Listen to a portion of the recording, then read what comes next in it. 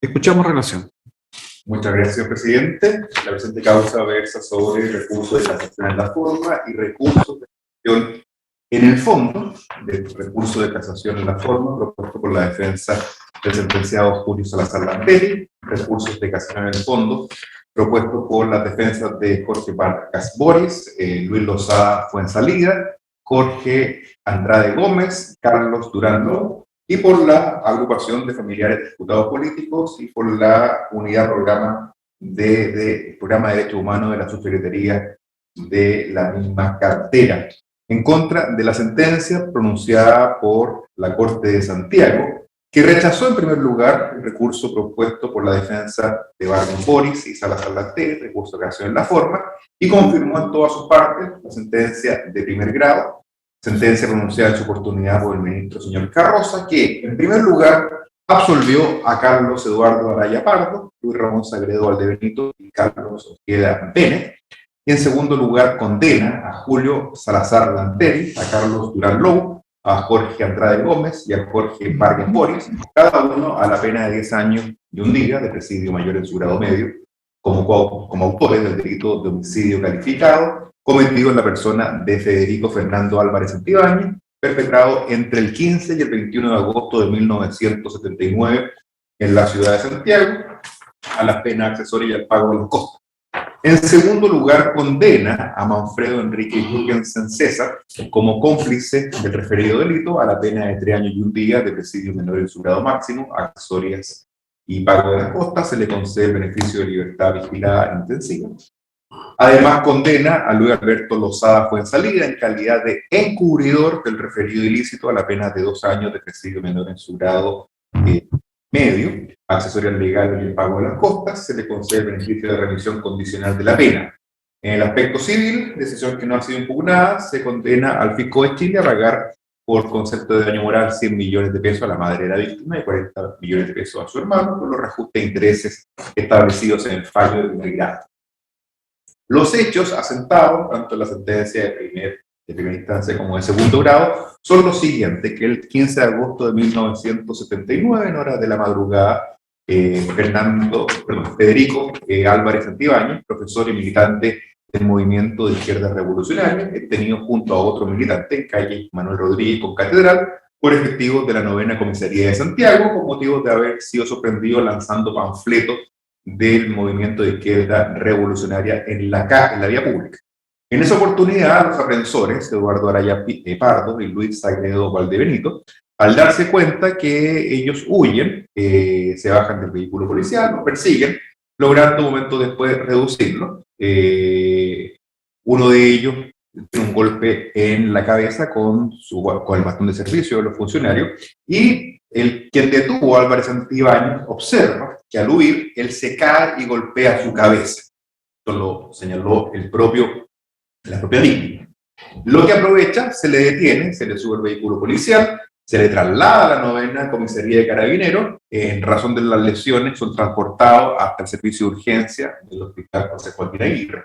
Se le comprueban las lesiones, se le suturan. Hasta ese momento era un pronóstico de carácter leve que fue certificado por el médico de turno, y luego son detenidos en el libro de guardia de la referida unidad policial. Luego de regresar de sus atenciones médicas, fueron interrogados por el comisario mayor Ciro Torrent, y reciben la información de que ellos momentos antes habían colocado un artefacto explosivo en un vehículo de la 15ª Comisaría de Carabineros. Esto se comunica al Ministerio del Interior y a la Central Nacional de Informaciones. Luego, el Ministerio del Interior dicta un decreto que dispone la detención de las 2 personas detenidas, una de ellas la víctima, y su entrega a la Central Nacional. Se da la orden de que sean ingresados a las dependencias del denominado cuartel Borgoño. Son examinados a su ingreso por un médico que establece una herida contusa, cortante de cuero cabelludo, lo mismo que había sido establecido en el Hospital José Joaquín Aguirre. Una vez que ingresan al cuartel Borgoño, recinto de detención y tortura de la Central Nacional de Información, ellos son sometidos a intensos interrogatorios y continuas sesiones de tortura que concluyen el 20 de agosto. fecha en la cual, ante la posibilidad de verse expuestos a las acciones legales que intentaba la Vicaría de la Solidaridad, se ven enfrentados a la obligación de ser trasladados a la Fiscalía Militar. El fiscal, al ser advertido, observó el mal estado en que se encontraba Álvaro Santibáñez a consecuencia de estos momentos y los tratos crueles e inhumanos que se le infligieron. Además, ordena ser enviado al hospital de la penitenciaría. En el hospital de la penitenciaría, el médico que lo examina lo ve y comprueba la gravedad de las lesiones, ordena la interconsulta a la asistencia pública, Gendarmería lo traslada, pero pese a los esfuerzos se produce la muerte el 21 de agosto en horas de la mañana, a consecuencia del avanzado deterioro de salud. Se determina también que la Central Nacional de Informaciones era un organismo destacable y represivo del gobierno militar que mantenía a las personas en recinto secreto de tortura, se denominaba el cuartel Borgoño, donde se transgredían los derechos elementales y las garantías constitucionales. Además, precisa que, como también todo ello estaba en conocimiento de los agentes y oficiales que se mantenían al interior del cuartel, como también de aquellos que prestaban servicios profesionales, como fue el caso de los médicos Jürgensen y Lozada. Asimismo, se establece que era una organización jerarquizada, que estaba constituida como un organismo militar, integrante de la Defensa Nacional, a cargo de un director nacional, un oficial de su dependencia mantenía un delegado operativo, cuyo objetivo prioritario era la eliminación de los integrantes de los movimientos políticos, dando cuenta cuál era la estructura. Señala que en el caso del cuartel Borgoño, él se encontraba a cargo de un oficial de la plana mayor de la Brigada O'Higgins, que mantenía gente de interrogadores especializados, se desarrollaban su trabajo directamente a la preparación con la que contaban, amparados por profesionales de la salud, que en virtud de exámenes fútiles avalaban su procedimiento, atentando en contra del derecho a la vida, la integridad corporal y la salud de los detenidos. Estos hechos fueron calificados como constitutivos del delito de homicidio calificado, previsto y sancionado en el artículo 391, número 1 del Código Penal. Calificado por haberse efectuado obrando a traición y sobreseguro en contra de persona indefensa, cuyo único delito comprobado era haber sido sorprendido lanzando panfletos y pertenecer al movimiento de izquierda revolucionaria. No obstante lo anterior, los agentes de la Central Nacional de Informaciones actuaron, en este caso, de manera despiadada y con la venia de sus superiores y las facilidades permisivas otorgadas por los médicos, quienes cooperaban en forma material y directa con dicho organismo de inteligencia, infringiéndose los derechos de estas personas, sometidas a tratos inhumanos, degradantes e intensos.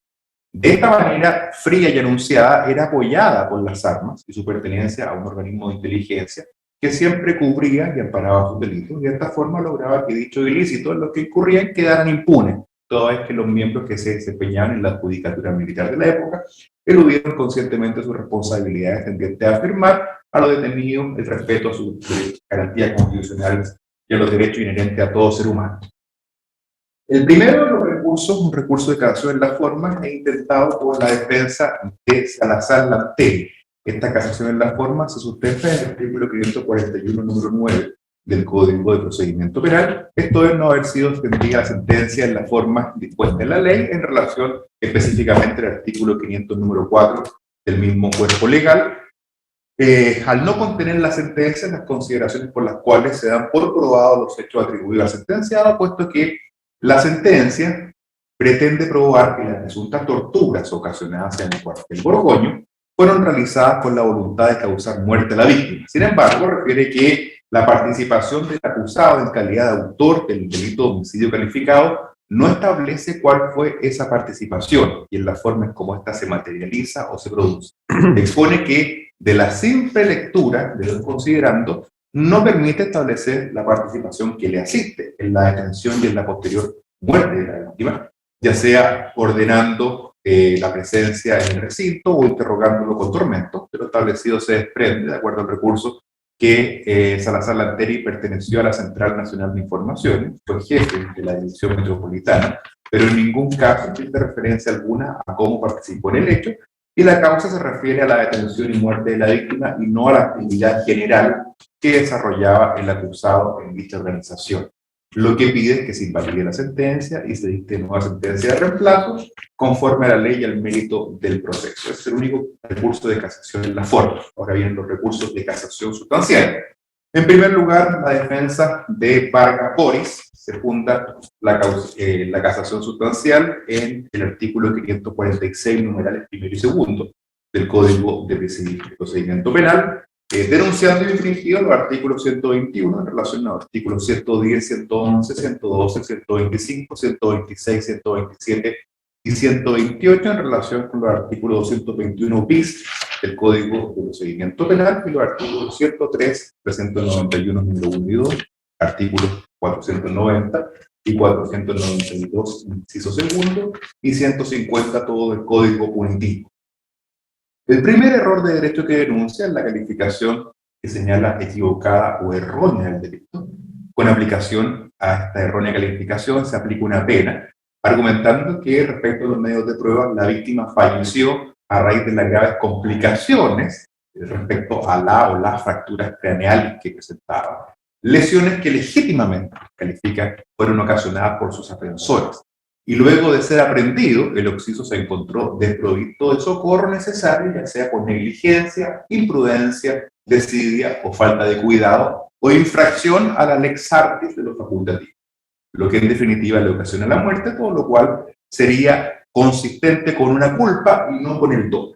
De lo anterior, señala que se verifican los errores de derecho por las causales ya referidas, toda vez que los hechos debieron ser subsumidos dentro del artículo 490 del Código Penal, haciendo una calificación correcta del delito e imponiendo o no las penas relacionadas con dicha calificación, resultando errado declarar que el delito atribuido fue el de homicidio calificado. El segundo error que denuncia lo precisa al momento de determinar la participación de su defendido y calificar los hechos que constituyen circunstancias atenuantes de responsabilidad penal. Refiere que, de acuerdo a la calificación que estima correcta, referida anteriormente, tratándose de un delito culposo, se debió aplicar las penas establecidas en el artículo 150 del Código Penal. Argumenta que no está probado que su defendido hubiese tenido participación culpable en el desenlace fatal, no existiendo prueba alguna en cuanto a que la víctima haya sido sometida a torturas en dependencias de la Central Nacional de Información, negando que la víctima se haya encontrado en defensa, calificándolo como un terrorista. Y la detención se ajustó a la normativa, señalando que cualquier sujeto que se encuentra detenido está indemne desde el punto de vista físico frente a la autoridad. La víctima no fue ultimada y su deceso se produjo en la forma y las circunstancias que aparecen del mérito del proceso. Supone que existieron errores en acciones, deficiencias, irregularidades, negligencia, entre otras, que podrían hacer subsumir dentro de un delito culposo de homicidio, y no se ha logrado atribuir participación a su defendido respecto de tormentos o rigor innecesario. En cuanto a circunstancias modificatorias de responsabilidad penal, señala vulnerado el puesto del artículo 103 del Código Penal relativo a la prescripción gradual de la pena, y siendo una norma de orden público, debió rebajarse a lo menos en 2 grados la pena de imponer, luego de haber cumplido el mandato del artículo 214, segundo, del Código de Justicia Militar, por lo que en la eventualidad que resulte condenado, solicita la aplicación de la referida prescripción gradual, y lo dispuesto en el artículo 68, inciso tercero, se rebaja en 2 más grados la pena, desde el mínimo asignado, por lo que pide que se invalide y se apliquen las normas ya referidas. Además, se recurre de casación en el fondo por la defensa del médico Luis Lozada Fuenzalida. Se argumenta como causales, se invocan las causales del artículo 546, numerales 7 y tercero del Código de Enjuiciamiento Criminal, es decir, que se ha dictado la sentencia por infracción a las leyes reguladoras de la prueba que han influido sustancialmente en los dispositivos del fallo en relación al artículo 481, requisito tercero del Código Adjetivo, y asimismo se le ha dado el carácter de encubridor aplicando erróneamente el artículo 16 del Código Penal. Respecto a la primera causal, establece que el fallo impugnado para determinar la conducta del médico como culpable en los hechos dice relación con una supuesta mala práctica, más que con las circunstancias particulares del caso, resultando condenable por su actuar por el solo hecho de prestar servicios profesionales a un organismo estatal cuestionado a la fe, lo que se objeta en la valoración con lo que fueron establecidos los supuestos razonamientos, dado que ellos se encuentran desmentidos en el propio proceso argumental. Agrega que la conclusión del fallo se funda en la primera declaración indagatoria, que no es conteste con la prueba rendida, por cuanto dicho facultativo no era miembro de la Central Nacional de Informaciones, de acuerdo a un oficio de esa misma institución de 1981 y otro antecedente. Asimismo, refiere que el 20 de agosto su defendido examinó a un sujeto cuya identidad no le fue posible comprobar y que se encontraba en correctas condiciones de salud, siendo avalado por un testigo, existiendo por tanto una duda razonable en cuanto a que la persona examinada correspondiese a la víctima y que haya certificado falsamente su estado de salud. En el evento que el examinado hubiese sido la víctima, del contexto en que se efectuó la revisión médica, señala que esto impidió que se pudiese realizar un completo chequeo por cuanto había sujetos armados presentes en la sala, que impidieron quitar las vendas que mantenía en la cabeza y no permitieron apreciar las eventuales lesiones que mantenía, lo cual fue refrendado por otros testigos. Señala que respecto a la salud de la víctima existen otros antecedentes que permiten afirmar que la duda planteada en relación a su estado de salud al momento de efectuar la revisión, lo cual fue ratificado por el testimonio de otro testigo. Agrega que la principal prueba de cargo es el certificado de atención médica que señala que supuestamente fue suscrito por él y por medio del cual habría dado cuenta de manera falsa del buen estado de salud en que se encontraba, el que ha sido debidamente, el que ha sido refutado como falso, lo cual sería avalado por un informe pericial de Carabineros. Expone que la sentencia omite analizar los peritajes ya referidos en razón del supuesto conocimiento o el reconocimiento efectuado por el acusado respecto de la firma que estaba en el documento que está siendo dubitado, estableciendo que la sentencia impugnada, lo importante para determinar la participación culpable y penada por la ley es su cooperación con los organismos de inteligencia y su indolencia profesional, y no la falsedad material del documento, como lo sostiene la defensa, por lo que además él mismo reconoce el ministro de la época. Agrega que el fallo queda de claro que hubo cooperación con los organismos de inteligencia y en este caso su indolencia profesional llevaría a la convicción respecto a la participación en el delito en calidad de encubridor. Denuncia que no hay prueba alguna que acredite los hechos, los cuales el fallo se fundamenta para establecer el encubrimiento, no estando acreditado por medio de prueba legal su intervención. Respecto a la segunda causal, denuncia que ha existido falta de rigurosidad al momento de construir la responsabilidad penal, calificándola como de encubridor, requiriendo el conocimiento de la perpetración de un crimen o simple delito o de actos ejecutados para poder llevarlo adelante, siendo un defecto de conocimiento el cual limita la responsabilidad de encubridor, no existiendo encubrimiento culposo o imprudente. La conducta atribuida guardaría relación con una mala praxis y con prestar servicios profesionales a un organismo estatal cuestionado, pero no así con el hecho de que supuestamente supiera que encubría un determinado y específico delito de homicidio, no constando por parte de la sentencia un razonamiento en relación a que estuviera en condiciones de representarse la posibilidad que su actuación implicase el encubrimiento de un homicidio o bien de las actuaciones de quienes llevaron a cabo dichas conductas que culminaron con el fallecimiento de la víctima. Para poder calificar la conducta de alguien como encubridor, es necesario que esa persona a lo menos sea capaz de representarse la posibilidad de la existencia y aceptación de la misma como una alternativa indiferente, cuestión que evidentemente no ocurre. Lo que pide es invalidar la sentencia y se sentencia de reemplazo que absuelva al médico Rosada con salida de los cargos formulados. Además, se recurre de casación en el fondo por la defensa de Jorge Andrade Gómez. Se funda únicamente en la causal del artículo 546, número 1 del Código Adjetivo, respecto de la imposición de una pena más grave, no calificando correctamente los hechos que constituyen circunstancias atenuantes de responsabilidad penal, al no haberse aplicado la prescripción gradual del artículo 103 del Código Punitivo y el 211 del Código de Justicia Militar. Por lo anterior, solicita invalidar la sentencia y se dicte sentencia de reemplazo que ponga a aplicar únicamente la pena de 3 años y 1 día, de homicidio menor en su grado máximo, concediéndole algunos de los beneficios de la ley 18.216. Además, se recurre de casación en el fondo por la defensa de Carlos Durán Lou. Se funda en la causal del artículo 546, número 2 del Código de Procedimiento Penal, al haberse infringido los artículos 391, numerales primero y segundo, 490, 492, en relación al artículo 15, todo del Código Penal.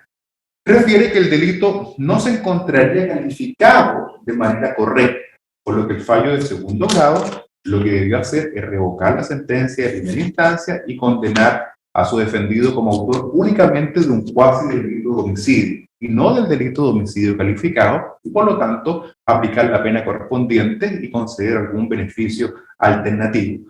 Analiza los diversos hechos fijados en el fallo, señalando que consta que el Ministerio del Interior fue el que ordenó el traslado de la víctima a esa unidad de carabineros, desde la unidad de carabineros hacia la Central Nacional de Informaciones, y esta última ordena al acusado que traslade a la víctima. Luego llega a la comisaría, ve personalmente mal a la víctima y decide señalarle al mayor Pávez que no lo van a trasladar por su estado de salud. Luego se devuelve al cuartel Borgoño, a las 2 horas recibe un llamado de Odelander Mena, insintiendo en el traslado. Luego le ordena a Ojeda que lo busque y llega, lo revisa un médico para dejar constancia de su estado de salud. Luego se establece que se sentía mal o estaba mal, dispone la presencia de un segundo médico, el médico Jürgensen, dando cuenta en definitiva de diversas negligencias que se produce al momento de revisar a la víctima.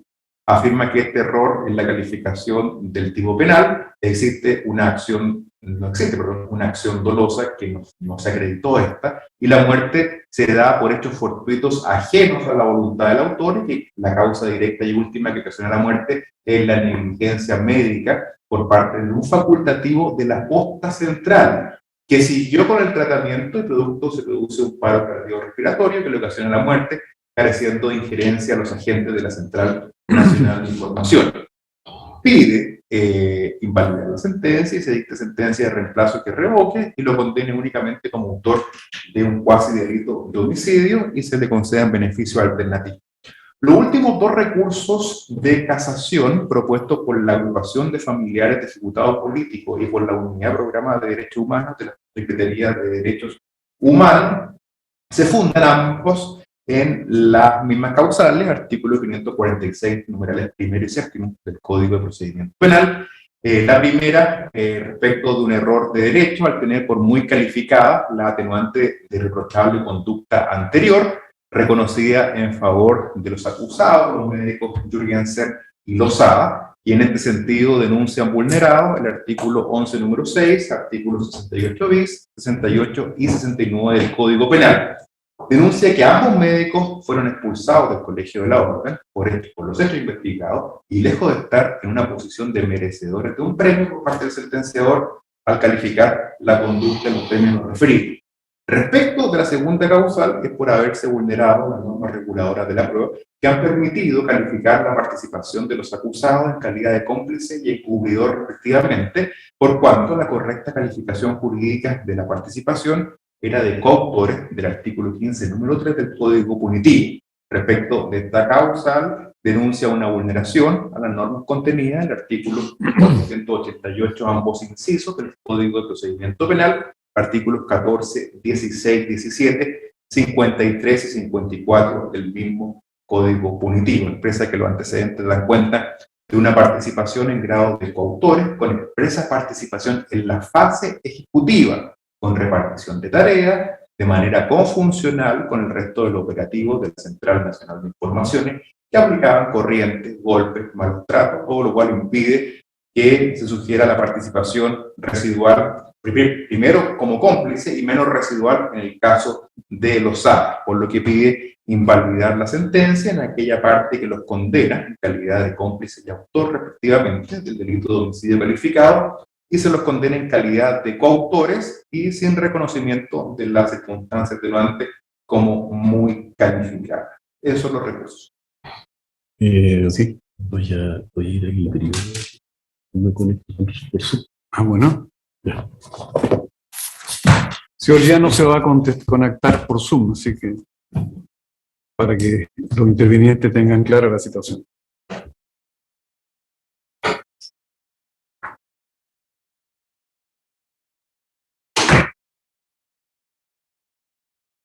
Andrés Carrasco, No, Andrés Carrasco era el anterior. Enrique Ibarra era de la otra Enrique causa. Ibarra, sí. Bien, el resto estamos todos, ¿no? Sí, estamos todos. Bien, puedo alegar quién lo hace por el primero de los recursos, El abogado Ibarra. don Enrique Ibarra. Está muteado el abogado, señor. ¿Cómo? Está muteado. Sí, para que pueda activar el audio, por favor. Llegó el ministro Llano a la sala, ¿no? ¿Cómo? Aún no, señor. Tenemos que esperar al ministro Llanos para que se conecte. Ahí sí. Bien. Aún no se conecta el ministro ya no, señor presidente. Ya no se va a conectar por Zoom y todavía no figura conectado. Ya.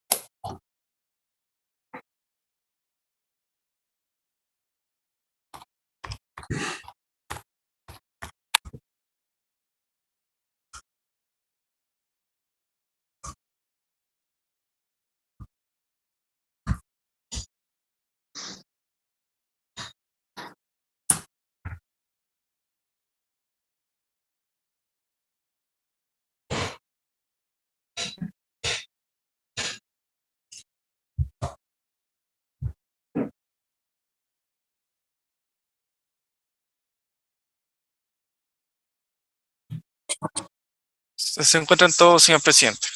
Bien. Puede hacer sus alegatos por el recurso. El primero de los recurrentes, el señor, lo acabo de nombrar. Enrique Ibarra. Señor Ibarra, don Enrique. Gracias, su señoría. ¿Me escucha bien? Sí. Sí, sí. Con la venia de su señoría excelentísima, alego en representación de don Julio Salazar Lanterí, condenado en estos autos como autor del delito de homicidio calificado. Las causales invocadas por esta defensa son el artículo 500, número 4, en relación con el artículo 500, número 4, en relación con el artículo 541, número 9 del Código de Procedimiento Penal. Al no haber sido extendida la sentencia con los requisitos establecidos en dicha disposición, y en especial la del número 4, donde deben establecerse las consideraciones por las cuales son probados o no probados los hechos atribuidos a mi representado, ya sea para referirse a los que aleguen su descargo o para alegar su participación o para eximir de responsabilidad. Y al no contener estas consideraciones, la sentencia es nula. Favorece vicio de nulidad. En efecto, su señoría, la única consideración que existe del proceso para poder condenar a mi representado es que él era comandante de la División Metropolitana de Santiago, de la cual dependía la unidad antiterrorista. Eso no está en discusión y eso es claro, es así. Nadie va a negar la participación de mi representado como comandante de la división. Pero es distinto es que haya tenido participación en el hecho que nos ocupa, que es la muerte de don Federico Álvarez Santibáñez. En efecto, ha quedado demostrado que esta persona fue detenida por carabineros luego de haber colocado un artefacto explosivo en un bus de la institución mencionada, que se le ordena la detención en un cuartel de la Central Nacional de Informaciones por una orden emanada del Ministerio del Interior, que hizo un decreto exento, el número 2449 de 15 de agosto, donde ordena que los detenidos, que eran 2, debían permanecer en un recinto de la Central Nacional de Informaciones y el quinto día ser trasladados a los tribunales militares. Abogado, perdón que lo interrumpa, pero usted ha sostenido que está acreditado que fueron detenidos por colocar un artefacto explosivo debajo de un bus. ¿Ese hecho está establecido en la sentencia o es una conclusión suya? Eso está señalado en la sentencia, su señoría. En parte de la Muchísimas sentencia está señalado. Muchas gracias. Entonces, su señoría, la detención, mi representado no tiene participación alguna, no ordenó detener a don Federico Álvarez Santiago, ni ordenó trasladarlo a un recinto de la Central Nacional de Informaciones. Como he dicho, esto emana del Ministerio del Interior. Esto que está establecido en la sentencia, el ministro de la instancia y la sala de segunda instancia no se pronuncian sobre la efectividad de estos dichos, los que resultan relevantes e importantes para determinar participación de Santería en los hechos. Él no participa ni en la detención, ni en la retención en el cuartel, ni participa en las supuestas torturas, ni menos da órdenes de que sea torturado. Además, hay que agregar lo siguiente, su señoría. El hecho de que no haya participado se encuentra también acreditado en el proceso, con las declaraciones de don Carlos Durán, que dice que la orden de detener emana del Ministerio del Interior y allá se la transmite un comandante desde el cuartel general por órdenes del general Mena y del coronel Arancibia. Tanto es así, como lo ha señalado la sentencia, que él, cuando concurre no lo quiso recibir por las condiciones físicas en que se encontraba y que no obstante ello se reitera la orden por parte del general Mena y el coronel Arancibia de detenerlo, por lo cual envía entonces a una persona a retirar lo que es el teniente Ojeda. No hay, como podemos ver, no existe ninguna relación entre mi representado y la detención del señor Álvarez Santibáñez. A mayor abundamiento, sugeriría que se presente lo siguiente. El comandante de la división no se encuentra en el cuartel, no tenía su sede en el cuartel Borgoño, tenía su sede en otro lugar, en la avenida España, 705, apartado y lejano del cuartel Borgoño donde se ingresaba esta persona. Por estas razones, señoría, por no existir ningún elemento que determine cuál fue la real participación de mi representado en los hechos, si ordenó, si torturó, si ordenó matar, la sentencia de segunda instancia debe anularse y dictar una sentencia de reemplazo que disponga la absolución de don Julio Salazar Lanterí. Eso sería en cuanto a don Julio Salazar Lanterí. Respecto a don Jorge Vargas Bori, partiría señalando, su señoría, lo siguiente. Hay una cuestión de lógica para llegar a determinar que Vargas Bori no tiene participación en los hechos. Nadie va a ser tan audaz de llevar a una persona detenida a un lugar luego de haberlo torturado. Y Jorge Vargas, la única participación y relación que tiene con este hecho es haber llevado a Federico Álvarez Santibáñez al lugar correspondiente a la Fiscalía Militar. Él lo lleva, por lo tanto, usted comprenderá que sería muy audaz de haberlo interrogado y posteriormente haberlo presentado. En el caso de Jorge Vargas Bori, su señoría, los errores consisten en la calificación equivocada del delito. Se ha calificado el delito como un delito de homicidio calificado por circunstancias agravantes. Pero nadie ha dicho de que la voluntad de estas personas que estaban en el cuartel haya sido la de matar a la persona.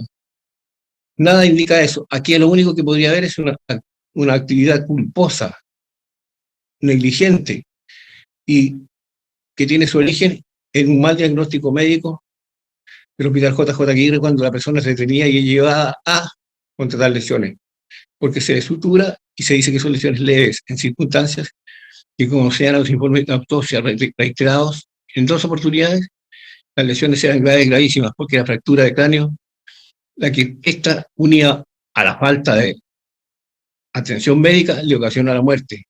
No es que los agentes hayan querido darle muerte a la persona, y tampoco es cierto de que al 5.º día se haya presentado a la Fiscalía porque se iba a presentar un recurso en contra de la Central Nacional de Informaciones, que porque la orden del Ministerio del Interior, del decreto 124/49, disponía que al 5.º día debían ser presentados a la Fiscalía Militar. Se señala que Jorge Vargas Bori declaró uno de los elementos para determinar su participación es que reconoce participación en el hecho.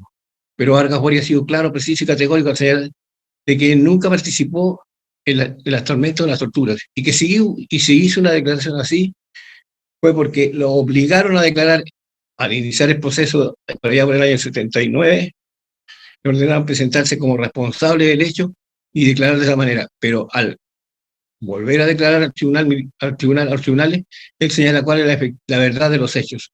Él no interrogó, él no detuvo, él no recibió al detenido, no lo trasladó de la comisaría de Carabineros hasta el cuartel de la Central Nacional de Información. Él solo tuvo su participación en el traslado a la Fiscalía Militar. Y como hemos señalado, su señoría, tampoco está probado de que el ánimo de las personas que interrogaron haya sido el ánimo de matar. Por lo tanto, si existe alguna responsabilidad, es culposa. Es la del artículo 150 del Código Penal, que señala que la aplicación de tormento con resultado de muerte. Ese sería, a lo más, el delito por el cual podría ser condenado mi representado. Por estas razones, y fundamentalmente por lo expuesto en el recurso, solicito que se revoque la sentencia de segunda instancia, se absuelva a mi representado o se le aplique una pena de acuerdo con la calificación del delito, una correcta aplicación del delito. Es todo su señoría. Bien. Abogado Miguel Schurman. Muchísimas gracias, señor. Sería excelentísima, y con vuestra venia presento alegato en defensa de don Luis Lozada, el recurso de casación en el fondo que fue deducido. Dado que la relación fue bastante completa, intentaré reducir mi argumento a aquellos aspectos esenciales. Por favor, en este caso ¿quién representa? Abogado, perdón, ¿podría repetir a quién representa usted? Al médico Luis Lozada Fuenzalía. Luis Lozada, gracias. Encantado. El señor Lozada ha sido condenado como encubridor del delito de homicidio calificado, entendiendo que su participación se refiere a que él realizó un examen físico al detenido el 5º día de detención antes de pasar a la Fiscalía Militar, y era antes de su fallecimiento en la posta central. Respecto de este punto, es importante señalar que considerando que establece los fundamentos que le atribuye la participación culpable al representado, considerando 19º de la sentencia de la Corte de Apelaciones de Santiago, y en ella básicamente lo que hace es entender que se le atribuye responsabilidad en calidad de encubridor a Luis Lozada, toda vez que a partir de su confesión prestada en la primera declaración en el juicio, queda claro que él era miembro de la Central Nacional de Informaciones y al mismo tiempo habría tenido una indolente actividad profesional o mala praxis profesional al momento de atender al detenido. Esta parte cuestiona la forma en que los hechos fueron asentados, y por eso la primera causal de casación en el fondo es la prevista en el artículo 546 número 7 en relación al 481 número 3, ambos del Código de Procedimiento Penal, toda vez que entendemos que la participación del señor Lozada no se encuentra legalmente establecida por la confesión, porque la confesión la confesión prestada en la primera declaración fue negada en declaraciones posteriores, con bastantes años con posterioridad, y también durante el proceso se recabó prueba que desmintió aquellos aspectos que fueron confesados, y por eso entendemos que no concurre el requisito previsto en el artículo 481 número 3 del Código de Procedimiento Penal, esto es que la confesión atendía a las circunstancias personales y aquello antecedente del proceso no es conforme al mérito del mismo. Específicamente, el primer criterio para atribuirle responsabilidad en calidad de encubridor se refiere al hecho de que él habría afirmado que es parte de la Central Nacional o que fue parte de la Central Nacional de Informaciones. Sin embargo, él se retracta después, y no solo él se retracta después, sino que el oficio que se encuentra a Focas 555, que despacha la Central Nacional de Información en el año 81, señala específicamente que el doctor Lozada no pertenecía a la Central Nacional de Información, o sea, está desmentido específicamente ese aspecto o criterio de atribución de responsabilidad por un oficio que se encuentra en el proceso. Sin embargo, ese oficio no es referido en la sentencia de primera instancia, ni tampoco en la sentencia posterior de segunda instancia. Pero más allá de la cuestión formal respecto de si es o no miembro de la Central Nacional de Informaciones, porque entendemos que la imputación se refiere más bien a la colaboración que se habría prestado. Es importante analizar el segundo aspecto. Se imputa responsabilidad como encubridor debido a su indolente actividad profesional, toda vez que no habría no había realizado el examen médico con aquellos aspectos que requiere la Lex Artis, que es el mismo fundamento que tiene el Colegio Médico para expulsar el año 85, que también es parte de los argumentos que se señalan como fundamento incriminatorio en la sentencia de primera instancia. Respecto a este punto es importante tener en consideración al menos 3 precisiones. El primero es que el doctor Lozada él trabajaba en una clínica en el Barrio del Golf, en Carmencita con Isidro Goyenechea, para familiares y miembros de las Fuerzas Armadas. Luego, posteriormente, es llevado junto con una asistente, doña Silvia Valdés, a revisar a un detenido. Eso se da cuenta cuando llega al lugar. Era un médico joven, no había tenido intervención en ninguna actividad similar con anticipación. Sin perjuicio de eso, llega al lugar, se presentan 2 detenidos, ambos con los ojos vendados. No se les presenta carnet de identidad, ningún otro medio de identificación. Se les indica quiénes serían las personas que estarían al frente, y tanto él como la enfermera que lo acompaña, que no ha sido imputada responsabilidad a su respecto, sino que ha declarado en calidad de testigo, ambos refieren que se encontraron con 2 personas que se encontraban en buenas condiciones de salud, caminaron ida y vuelta de forma correcta, no tenían muestras visibles de daño y estaba tapado simplemente los ojos. ¿Cuál es la primera hipótesis que maneja esta defensa? No existe certeza alguna de que el doctor Lozada haya examinado a Federico Álvarez Santibáñez aquel día. O sea, el examen que le habría practicado habría sido solo unas horas antes, ni siquiera 24 horas, menos de 24 horas antes de que él habría fallecido. Esto significa que no pudo haber revisado a una persona que se encontraba moribunda o en mal estado de salud, sino que probablemente le entregan una persona distinta. También la misma enfermera, Silvia Valdés, que está en el considerando octavo, número 87 de la sentencia de primera instancia, refiere que no le permitieron a los sujetos que estaban armados retirarle la venda de la vista de la persona que estaba siendo examinada, lo que también impide, obviamente, tener criterios para identificar de mejor forma a esa persona. Entonces, en primer lugar, existe una duda razonable de haber examinado a la misma persona porque no hay ninguna compatibilidad en las circunstancias médicas que se encontraba la persona que tuvieron al frente, en oposición con el sujeto con la víctima que posteriormente falleció. En segundo lugar, el hecho de que los ojos estén vendados es refrendado no solo por doña Silvia Valdés, la testigo, sino que también por el propio por Raúl Peralta, que está en Foscas 494 y en el tomo 1A, que fue detenido junto con Federico Álvarez Santibáñez. En ambos, él también fue revisado por el mismo médico el 5º día, y él también señala que fueron revisados con los ojos vendados. O sea, este aspecto también es calificado por ambos testimonios. Finalmente, el hecho de que se le imputara responsabilidad al doctor Lozada desde un comienzo se debe a que él habría firmado un certificado que daría cuenta del buen estado de salud de los detenidos antes de pasar a Fiscalía Militar al 5º día, y esa sería la forma de garantizar, entendemos, o como se argumenta, de garantizar o colaborar con los hechores del delito para que no sean descubiertos. Esa es la lógica que está detrás. Sin embargo, se encuentra acreditado largamente en el proceso que esos certificados que firmó el doctor Lozada son falsos. Y eso hace específicamente que el juez, en el considerando 29º, el juez de primera instancia, señala específicamente que no se debe, la participación del señor Lozada no se debe a la firma de un certificado falso verdadero, sino que a su calidad de colaborador de la CNDI y su mala praxis profesional. Esa frase no es casual, esa frase se incluye porque esta parte impugnó la veracidad del certificado y lo impugnó mediante un peritaje particular primero, a Foscas 1301, en que el perito Francisco del Valle demostró que la firma que estaba en el certificado fue falsa. Luego revisa este mismo certificado la Policía de Investigaciones. La Policía de Investigaciones dice, hay discrepancias, pero no me parece que sea falso.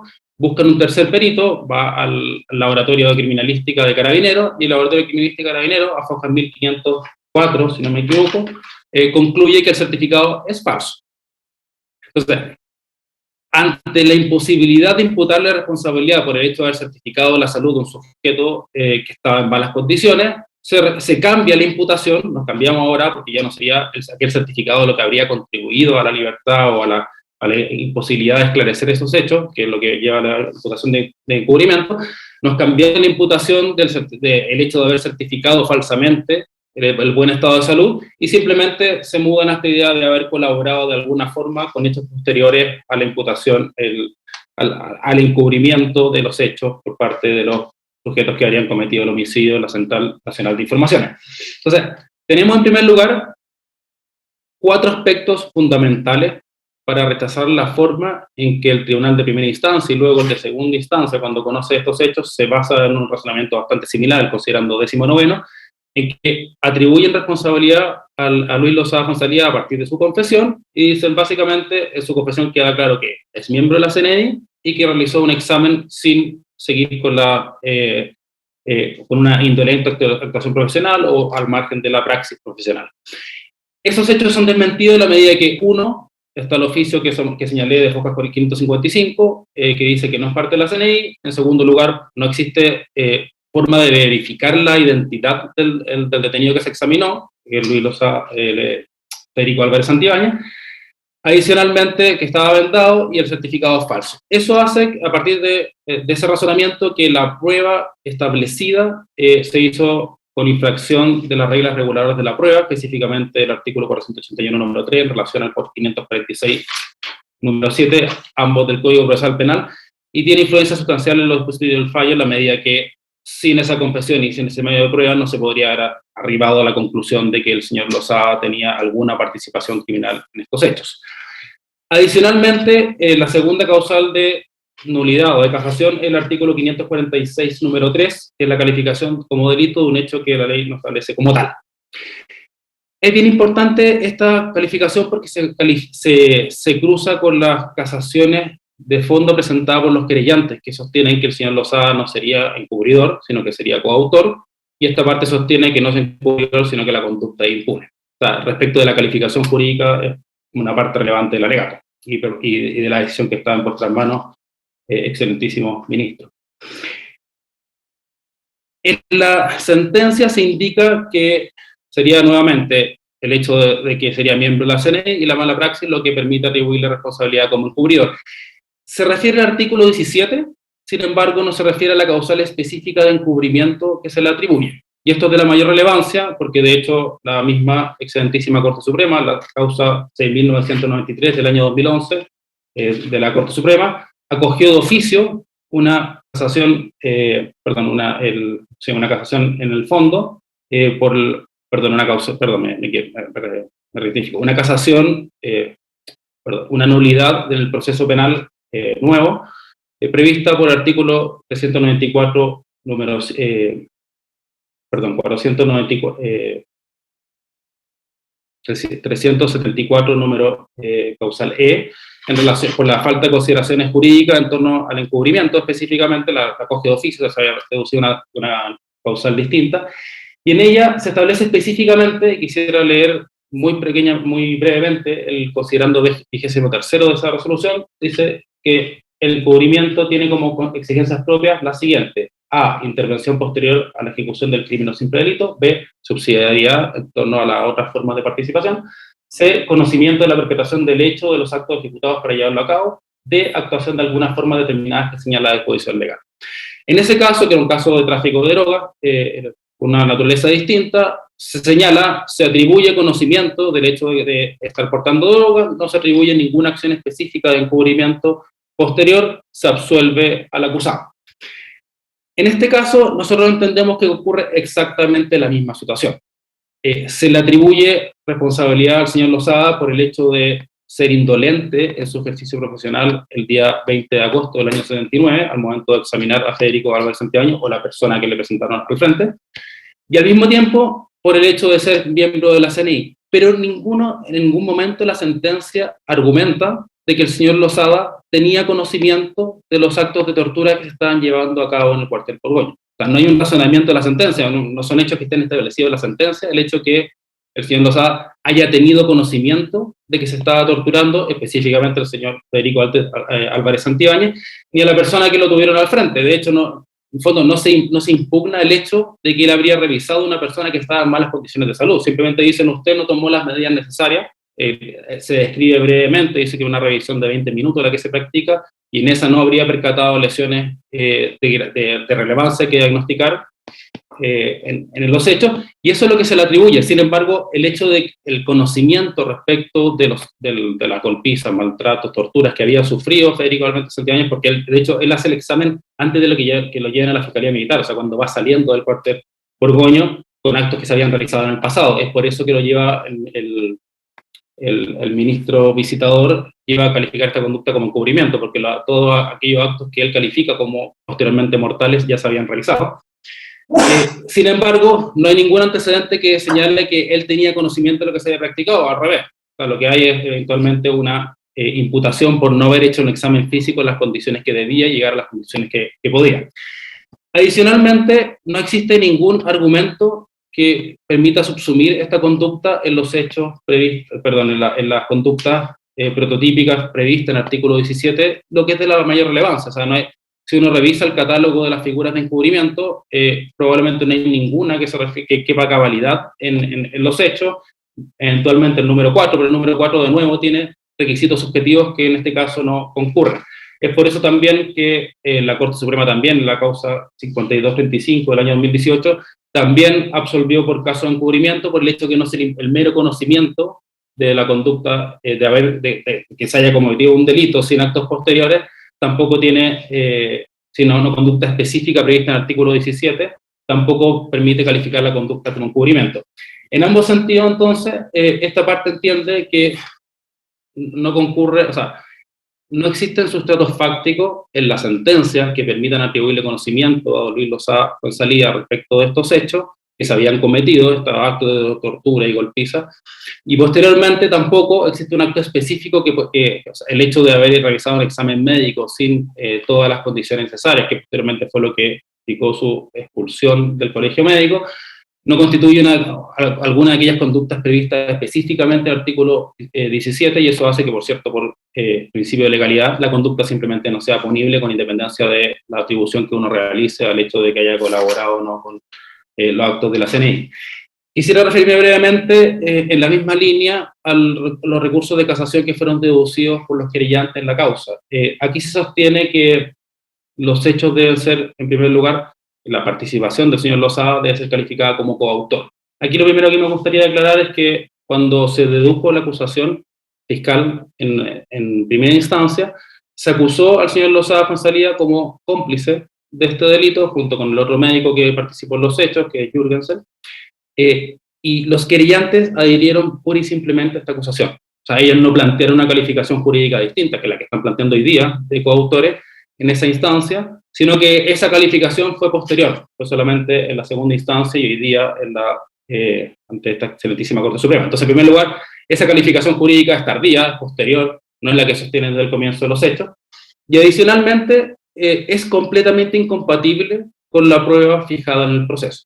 O sea, no existe antecedente alguno que pueda afirmar que el señor Lozada tenía conocimiento del plan, que tuvo alguna vinculación, que tenía conocimiento de que el señor Federico Álvarez Santibáñez era militante del MIR o que realizó ciertas acciones. Él no tiene ninguna participación en los interrogatorios, él no tiene ninguna participación en las golpizas, nadie le atribuye participación en ninguna de esas conductas, sino lo que se le reprocha es el hecho de haber realizado un examen médico cuando venía a la salida del cuartel Borgoño, camino a la Fiscalía Militar, por haber aprobado su estado de salud. El certificado ya es falso, así que está bastante claro que no puede ser por el hecho de haber certificado algo que realmente no hizo. Ese es el reproche, no existe ningún antecedente fáctico, repito, que permita calificar como un coautor, ni tampoco ningún razonamiento de la propia sentencia, primera instancia y segunda instancia, que permitan calificar esto como una distribución funcional del trabajo, como se califica en el recurso, o que incluso sea algo así como un plan, o que estén concertados en la ejecución, porque de hecho el señor Lozada Fonsalía llega después de que ya realizaron los actos de tortura o de maltrato en el cuartel Borgoño, no tiene ninguna vinculación con ello, y de hecho él sale posteriormente de renuncia a ser oficial de ejército después de realizar estos hechos, y de hecho eso justifica en parte que existe un certificado falsificado a su nombre, lo que es bastante explícito de que él no era parte de aquel grupo, porque si él fuera parte de ese grupo, simplemente él habría firmado el certificado y no habría sido necesario falsificar su firma, entre otras cosas. Adicionalmente, en el recurso de casación se indica que habría una errónea aplicación del derecho porque se habría calificado la atenuante del artículo 11, número 6 del Código Penal en favor también de Luis Lozada, y habría rebajado la pena en un grado a partir de las reglas previstas en el artículo 67 y siguiente del Código Penal. Respecto a este punto, nos llama la atención porque efectivamente durante el plenario comparecieron testigos de conducta del señor Lozada y son aquellos testimonios de conducta los que son especialmente apreciados por el Tribunal de Primera Instancia, y eso es lo que permite calificar la conducta del señor Lozada como irreprochable, una reprochable conducta anterior muy calificada, por el hecho de ver no solamente su extracto de filiación, sino que todo el tiempo que ha tenido inmaculado su extracto de filiación, y adicionalmente aquellas personas que fueron a declarar en pos de dar cuenta de cómo ha llevado el señor Lozada su vida. Eso también consta en el procedimiento, es tomado específicamente en la sentencia de primera instancia, y al contrario, no existe antecedente alguno. El único antecedente que se indica en el recurso de casación en el fondo, deducido por los querellantes, para decir que no existiría una irreprochable conducta anterior muy calificada, es la sanción que le entregan por estos mismos hechos en el colegio médico que lo lleva a la expulsión. O sea, no son hechos ni posteriores, sino que son los mismos. Obviamente, el caso de bis in idem, menos se podría considerar 2 veces la misma conducta para los efectos de sancionar y adicionalmente para negar el carácter de irreprochable conducta anterior a nuestro representado, en la medida que el hecho de que se haya expulsado por no tener una praxis profesional acorde a lo que exigía la situación, que eso fue lo que llevó a expulsarlo el año 85, se refiere exactamente a este mismo hecho y por lo mismo es irrelevante para los efectos de modificar la atenuante como muy calificada que tuvo el ministro en primera instancia. Por estas consideraciones, nosotros entendemos, en primer lugar, que la sentencia debe ser anulada en aquella parte que condena al señor Lozada como encubridor de este delito, porque entendemos que no existen argumentos para acreditar que tuvo conocimiento de las torturas al momento de los hechos, al contrario. Y al mismo tiempo no existe una atribución específica de un acto de encubrimiento, no existe esa atribución tanto en el razonamiento jurídico como en aquellas cuestiones fácticas a las que se refiere. Adicionalmente, entendemos que no está acreditada la prueba correctamente, por lo que señala en su minuto, y al mismo tiempo solicito el rechazo de los recursos de casación deducidos por las partes querellantes, toda vez que no existe argumento alguno para sostener la calidad de coautor del señor Lozada. Creo que eso es absolutamente claro de la revisión del expediente. Y respecto al alegato del artículo 11, número 6, por haberlo tenido por muy calificado, entendemos que, de nuevo, hace espalda al mérito del proceso, toda vez que esos antecedentes existen en el proceso, son referidos por el Tribunal de Primera Instancia y por ende entendemos que no existe razón alguna para modificarlo en esa instancia. Muchísimas gracias. Muy bien. A la abogada señora Karen Valenzuela le corresponde.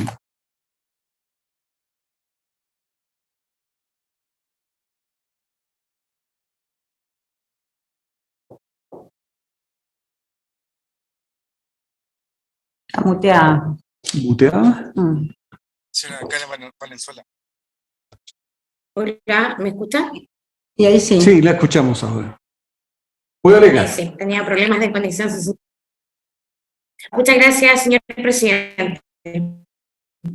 Con la venia de esta excelentísima Corte y los señores ministros, inicio el alegato en representación de don Jorge Claudio Andrade Gómez, condenado a la pena de 10 años y un día de presidio mayor en su grado medio, en calidad de autor del delito de homicidio calificado en la persona de Federico Álvarez Santibáñez, condenado por la Ilustrísima Corte de Apelación de Santiago, quien confirmó en definitiva la sentencia de primera instancia dictada por el ministro instructor don Mario Carros.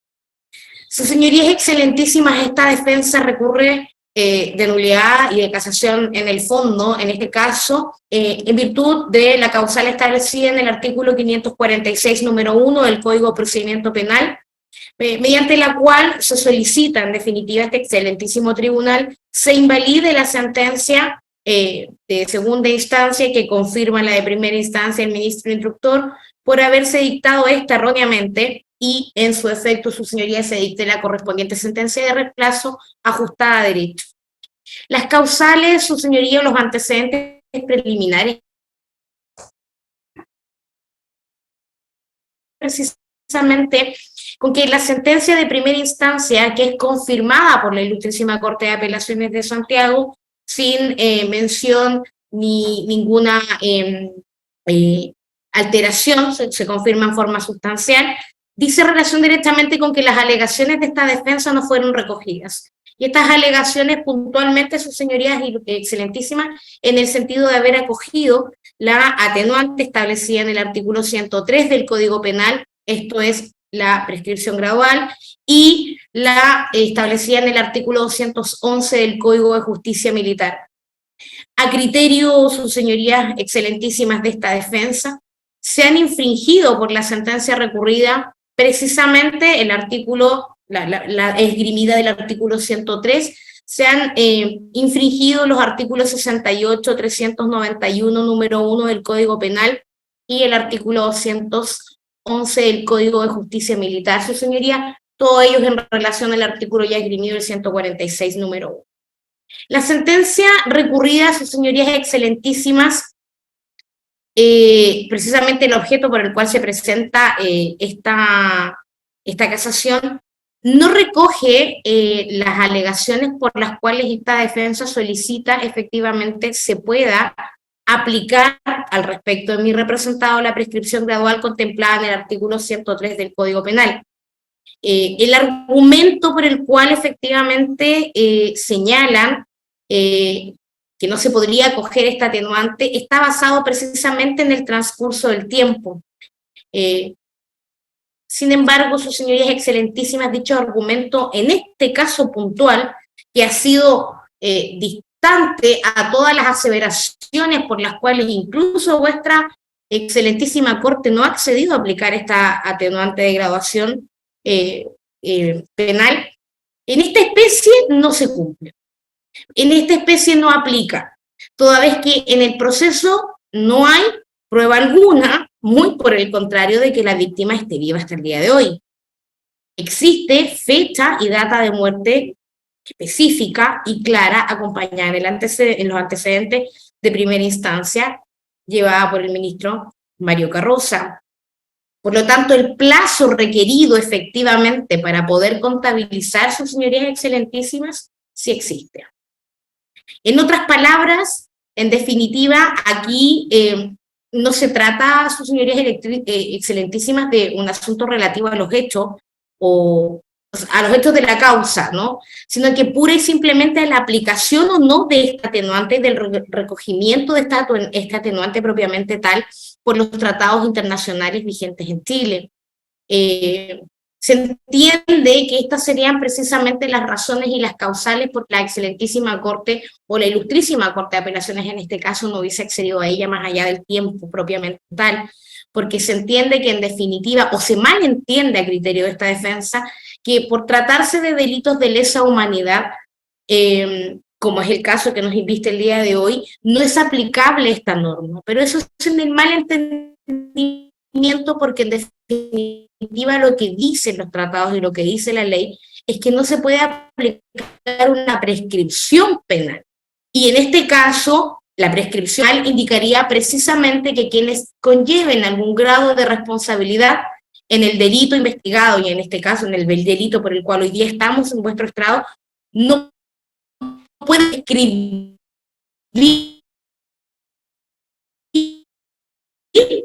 en definitiva No se le escucha, Olga, está mal el audio. No sé si nosotros o usted. No sé, ella se encuentra pegada. ¿No me escuchan ahí, su señoría? Ahora sí. Puede continuar, se le escucha bien. Ahora se quedó mucho. Perfecto. Ya. Ahora sí, yo lo escuchaba muy bien. Bueno.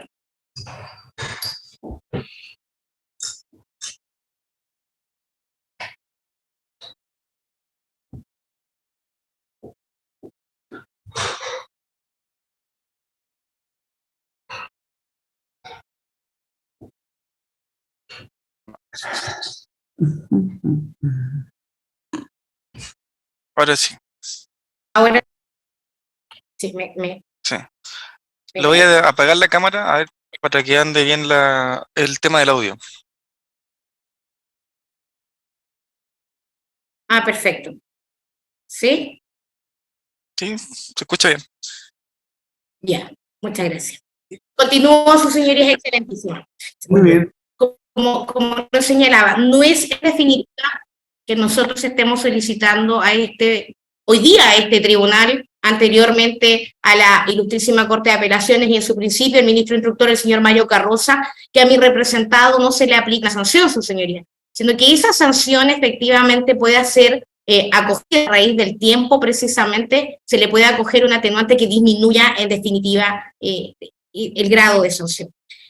Se aplicó, su señoría, excelentísima, por sus señorías ilustrísimas en la Corte de Apelaciones, más bien dicho, una lógica matemática, en la que efectivamente se entiende que como no se puede dar la prescripción, tampoco se podría dar en definitiva, porque la prescripción conllevaría prácticamente a entenderlo en materia civil como una caducidad, tampoco se podría dar en este caso la prescripción gradual del delito.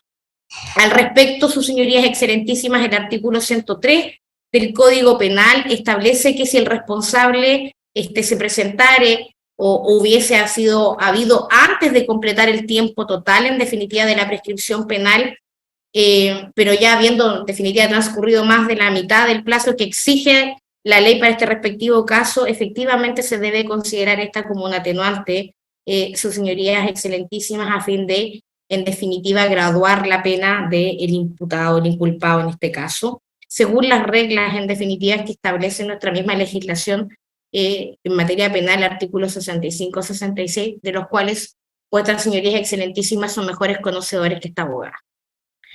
Esta atenuante, en definitiva, sus señorías excelentísimas, se entiende como una atenuante muy calificada y hubiese, en definitiva, ya influenciado el no reconocimiento fuertemente en los dispositivos del fallo. Es importante tener presente, sus señorías excelentísimas, que el no tener presente la especie, en definitiva, de la aplicación de este artículo del Código Penal, resulta un tanto transgresor del principio de legalidad que rige a nuestro derecho penal, estipulado de manera expresa por nuestra Constitución Política de la República. Y en ese sentido, también sus señorías ilustrísimas, en un principio fundador, inspirador del derecho penal, cuál es el principio indubio pro reo, establecido en el artículo 19, número 3, inciso séptimo de la Constitución Política.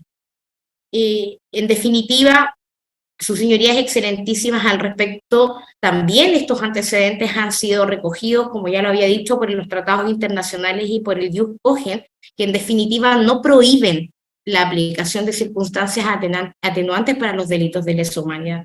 Lo que sí prohíben es la no aplicación de una pena, el que no se juzgue y el que no se sentencie, pero no la aplicación gradual de la pena. En este mismo sentido, No, en este mismo sentido, 12:45. 12:45. Sí. Bueno. Continúe, por favor. en este mismo sentido, sus señorías excelentísimas, esta defensa también invocó tanto al ministro instructor como a la Ilustrísima Corte de Apelaciones de Santiago, su señoría, la atenuante no considerada por ninguno de las dos instancias del artículo 211 del Código de Justicia Militar. Y aquí me voy a detener un poco, sus señorías excelentísimas, porque es muy importante en este caso puntual, a raíz de lo que ya pudimos escuchar por el relator, que en definitiva les ha hecho a sus señorías excelentísimas una idea de lo que ha sucedido en definitiva con la víctima de agua. Concurren bastantes elementos importantes al respecto de esta víctima en particular. Ya lo señalado por el señor relator, la víctima no es detenida por agentes de la CNI. La víctima es detenida por oficiales de Carabineros de la 9ª Comisaría de Santiago, en las inmediaciones de Catedral con Manuel Rodríguez. Ahora, la víctima es detenida por otras causales totalmente distintas, por las cuales efectivamente después fue solicitada por el Centro Nacional, por la CNI, que tampoco sus señorías excelentísimas, y ahí hay otro punto importante de esclarecer, es que a ellos se les haya ocurrido, en este caso al general Mena, tener a disposición o llevar al señor Santibáñez a las dependencias. Fue una orden que emanó del Ministerio del Interior.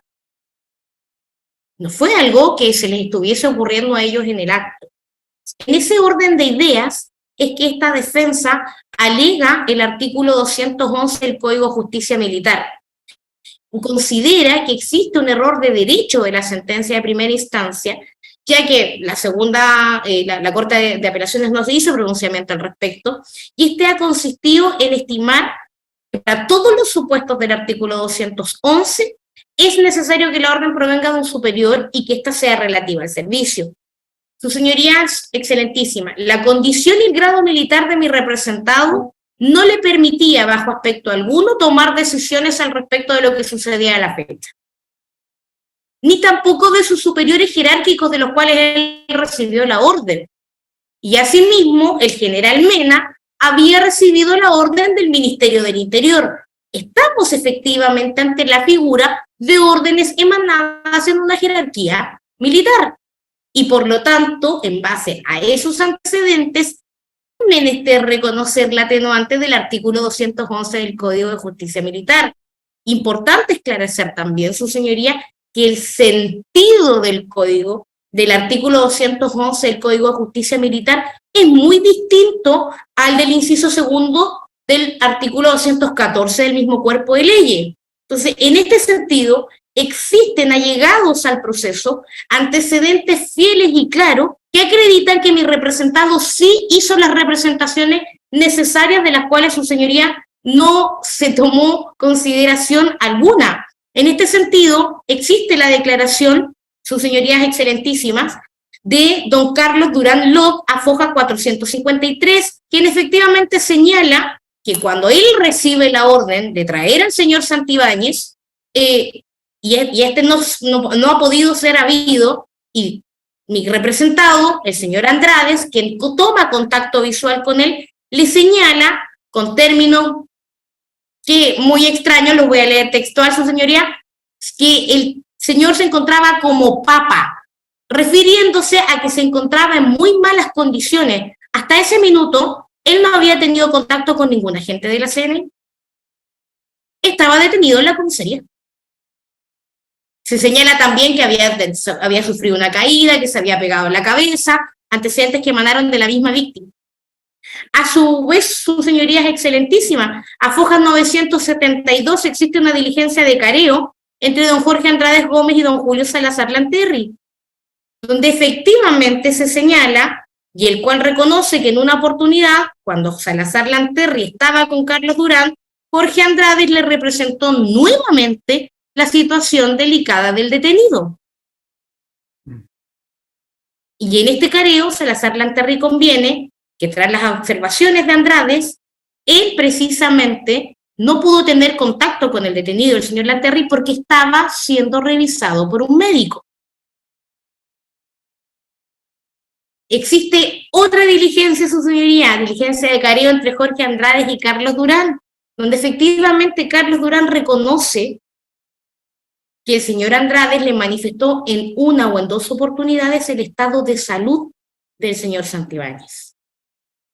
Entonces, en atención a esta prueba clara y manifiesta, es precisamente que esta defensa consideró y reitera que se debe acoger la atenuante del artículo 211 del Código de Justicia Militar, porque en definitiva, una vez que queda establecido, no solo que él lo declaró que fue así, sino que además sus superiores jerárquicos también lo mencionan, y ojo que esos superiores jerárquicos también estaban obedeciendo órdenes de otros superiores jerárquicos, se entiende que efectivamente se cumple con los requisitos del precepto legal del artículo 211 del Código de Justicia Militar. Entonces, la orden de detener a la víctima no emanaba de mi cliente, no emanaba de mi representado, no emanó de sus superiores jerárquicos, no emanó del general Mena, sino que más bien del Ministerio del Interior.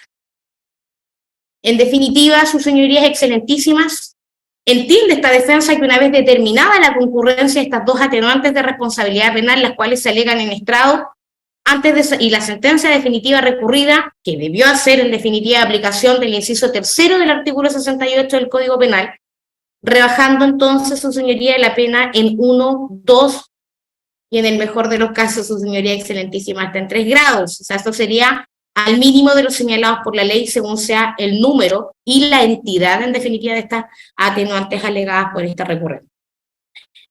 A modo de conclusión, en definitiva, sus señorías excelentísimas, esta defensa irradia y solicita a el excelentísimo tribunal tenga a bien acoger estas atenuantes alegadas, toda vez que estas han sido y han influenciado materialmente los dispositivos del fallo, toda vez que si se hubiesen en definitiva acogido estas atenuantes, la condena de la cual hoy día mi representado sería una totalmente distinta. Entendiendo esta defensa, su señoría, que en la eventualidad probable que este tribunal revoque la sentencia de segunda instancia y anule el fallo dictando el correspondiente fallo de reemplazo, solicita que si se acogen estas atenuantes también mi representado, su señoría excelentísima, sea beneficiario de los beneficios contemplados en la ley 18.216. Es todo cuanto puedo alegar, su señoría excelentísima, muchas gracias. Muy bien. Bien. Trabajo harto. Don Señor Murat, Marcelo, parece. Marcelo Orellana.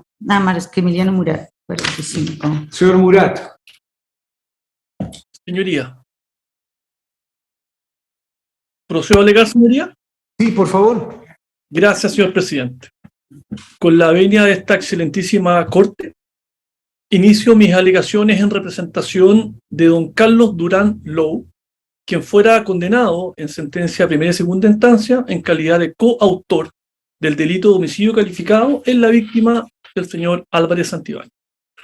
Esta parte fundamenta su recurso de casación en el fondo en la infracción de ley del artículo 546, numeral 2 del Código de Procedimiento Penal, en atención a que, a juicio de esta defensa, el sentenciador de primera y segunda instancia habría errado, habría cometido una infracción de ley al calificar el delito como homicidio calificado, y por lo tanto solicitamos que, habiéndose determinado esta infracción de ley por vuestra señoría excelentísima, al terminar el estudio de esta causa, se determine el correcto tipo penal aplicable al efecto. Esta defensa sostiene que el correcto tipo penal aplicable al efecto sería cuasi delito de homicidio, pero sin perjuicio de eso, ustedes de oficio, si es que efectivamente determinan que la sentencia incurre en un error de derecho al fijar el tipo penal como homicidio calificado, podrían eventualmente incluso encuadrar el tipo penal en otro. Por ejemplo, en el delito de torturas con resultado de muerte del artículo 150 del Código Penal a la época.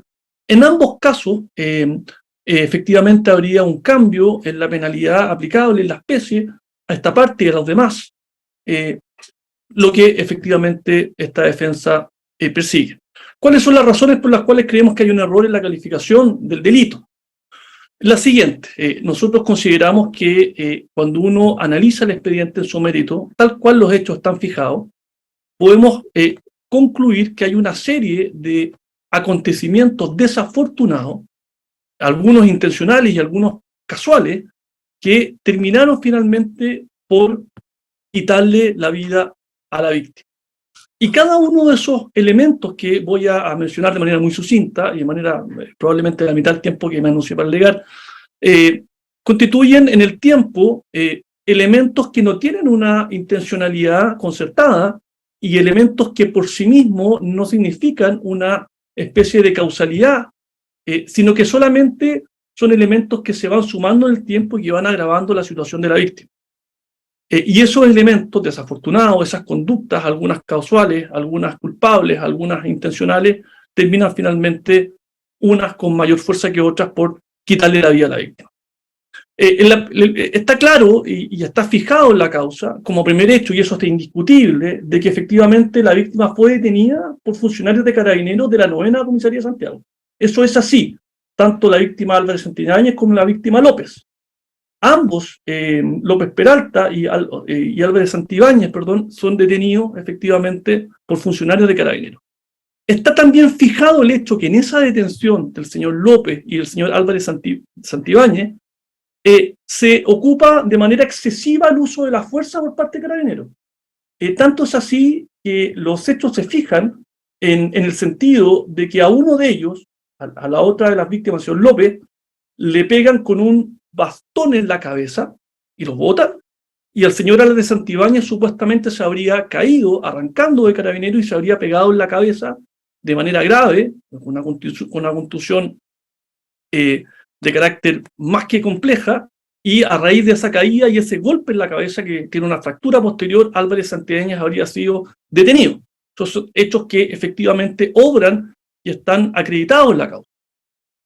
También está acreditado, y lo preguntó el ministro, señor Dam, señoría excelentísima, que lo que está acreditado como hecho en la sentencia de primera y segunda instancia es que los carabineros habrían recibido información de que este profesor de química, señor Álvarez Santibáñez, habría participado en la puesta de una bomba explosiva en un bus de carabineros. Esa es la información que se recibe por parte de carabineros. Y es por eso que una vez que detienen a Álvarez Santibáñez y reciben esta información, deciden, ¿cierto?, llevarlo a la clínica, al hospital JJ Aguirre. Ahí está el tercer hecho acreditado, que los carabineros, una vez que detienen a Álvarez y a López y se dan cuenta que Álvarez tiene un golpe en la cabeza, una fractura craneal, lo llevan al hospital JJ Aguirre, en donde lo atiende un médico en ese hospital, un médico que, por cierto, tenía muy poca competencia. El médico del JJ Aguirre apenas había sido egresado a la Facultad de Medicina hace 2 años, con 2 años de anticipación. No tenía la experiencia necesaria para poder atender de manera correcta las heridas que traía Álvarez Santibáñez. Este médico es Carlos Lizama Siri, y él es el que finalmente, sin seguir los protocolos propios que debe tener una persona que tiene una rotura en la cabeza, un golpe en la cabeza, ¿cierto?, una fractura en la cabeza, solamente decide suturarlo a pesar de su lesión, sin hacer ningún examen de radiografía, sin tenerlo algunas horas en observación para ver finalmente cuál es el comportamiento del paciente a la luz del golpe en la cabeza, golpe que, por cierto, tenía 1,2 centímetros de sutura y casi 1 centímetro de profundidad, y por lo tanto ahí hay otro problema que se suscita, otro hecho que se suscita desafortunado, que es la mala atención que tiene la víctima Álvarez Santibáñez en el JJ Aguirre, producto de la inexperiencia del doctor Lizama, quien efectivamente había recién hace 2 años logrado su título, y que no hizo el procedimiento y el protocolo de rigor correspondiente a una herida de esa naturaleza. Posteriormente, como otro hecho también cierto, es que los carabineros, cuando reciben esta información acerca de que efectivamente Álvarez habría participado en esta colocación o en este explosivo, en esta bomba, en un bus de carabineros, en vez de mantenerlo en situación de salud delicada o en observación, lo trae de vuelta a la comisaría para interrogarlo. Y lo trae de vuelta para interrogarlo no en buenos términos. De hecho, cuando declara López, que es el otro de los detenidos junto a Álvarez, sobre cuáles fueron los interrogatorios en la CNI, en Carabineros, López declara que fueron más duros en Carabineros que en la CNI. Eso está y consta en el expediente, dando a entender que efectivamente los Carabineros habrían interrogado bajo fuertes apremios y bajo una violencia también a Álvarez y a López, con objeto de tener información acerca de si efectivamente habían participado en colocar esta bomba en el bus de Carabineros.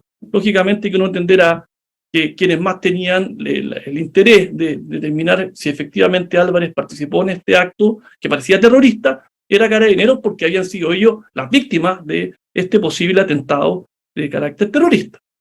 A la luz de eso, a la luz de esta interrogación por parte de Carabineros, ¿cierto?, en la comisaría en particular, se dicta un decreto, y ese es un quinto hecho fijado, por parte de el Ministerio del Interior. Una resolución, un decreto, una norma que permite y que ordena trasladar al detenido desde Carabineros hasta la CNI. ¿Y por qué? Porque si el detenido había estado involucrado en un atentado explosivo o en una colocación de un artefacto explosivo a una institución de Carabineros, que es la 15ª Comisaría de Carabineros, lógicamente que tenía que ser interrogado por la unidad antiterrorista que estaba en el cuartel Borgoño, que era parte de la CNI. Esa es la razón por la cual se lleva la CNI. Si hubiese sido la detención de Álvarez solamente por tirar panfletos o por otro tipo de cuestiones, probablemente habría sido otro el destino de la víctima. Después, como sexto hecho, y eso es también claro, es que efectivamente los agentes del cuartel Borgoño se dan cuenta de que la víctima está en una mala situación de salud, producto probablemente del golpe en la cabeza, que no hay ninguna duda que acaeció, y de la violencia física que sufrió en la 9ª Comisaría de Carabineros, que no hay ninguna duda que acaeció, porque lo dice López, que era el otro que estaba detenido junto a Álvarez. Y entonces, luego de la insistencia del alto mando de la CNI, terminan por trasladar a Álvarez Santibáñez desde la 9ª Comisaría hasta el cuartel Borgoño. Y ahí vienen otros hechos que la verdad de las cosas que son bien interesantes. Primero, cuando ingresa el señor Álvarez Santibáñez al cuartel Borgoño, es evaluado supuestamente por un doctor, en este caso el doctor Camilo Azar, para determinar efectivamente cuál era la situación de salud del señor Álvarez y si éste estaba en condiciones de ser interrogado probablemente con algún tipo de apremio físico. Probablemente, digo, porque en el fondo en ese momento no teníamos certeza de eso. Para eso se pide el médico. Si efectivamente no tenía ningún problema de salud, era bien extraño que se pidiera un médico para que, ¿cierto?, determinara el ingreso. Sin embargo, era bien habitual que los procedimientos de traslado de un centro de detención a otro, médicos del centro de detención en donde estaba siendo trasladado, vieran o eran parte de la situación de salud del detenido para efectos que después, si algo ocurría, ¿cierto?, habrían antecedentes al respecto.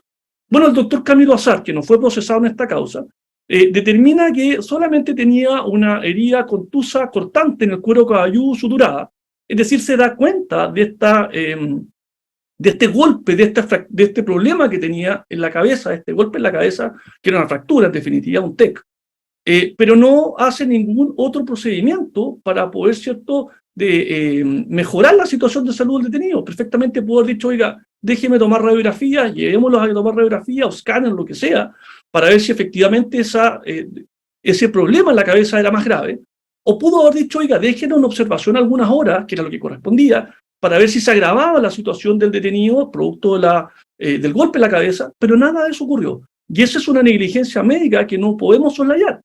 Este médico también era un médico que lamentablemente tenía muy poca experiencia. Era un médico que también había hace muy poco obtenido su licenciatura, su título de médico, y por lo tanto no tenemos probablemente no tenía la experticia para haber hecho un buen diagnóstico, para haber hecho un buen protocolo respecto a la víctima Álvarez Santibáñez. Hasta acá son hechos desafortunados que hasta acá han ido agravando la situación del detenido, sin que todavía, ¿cierto?, participe la CNI.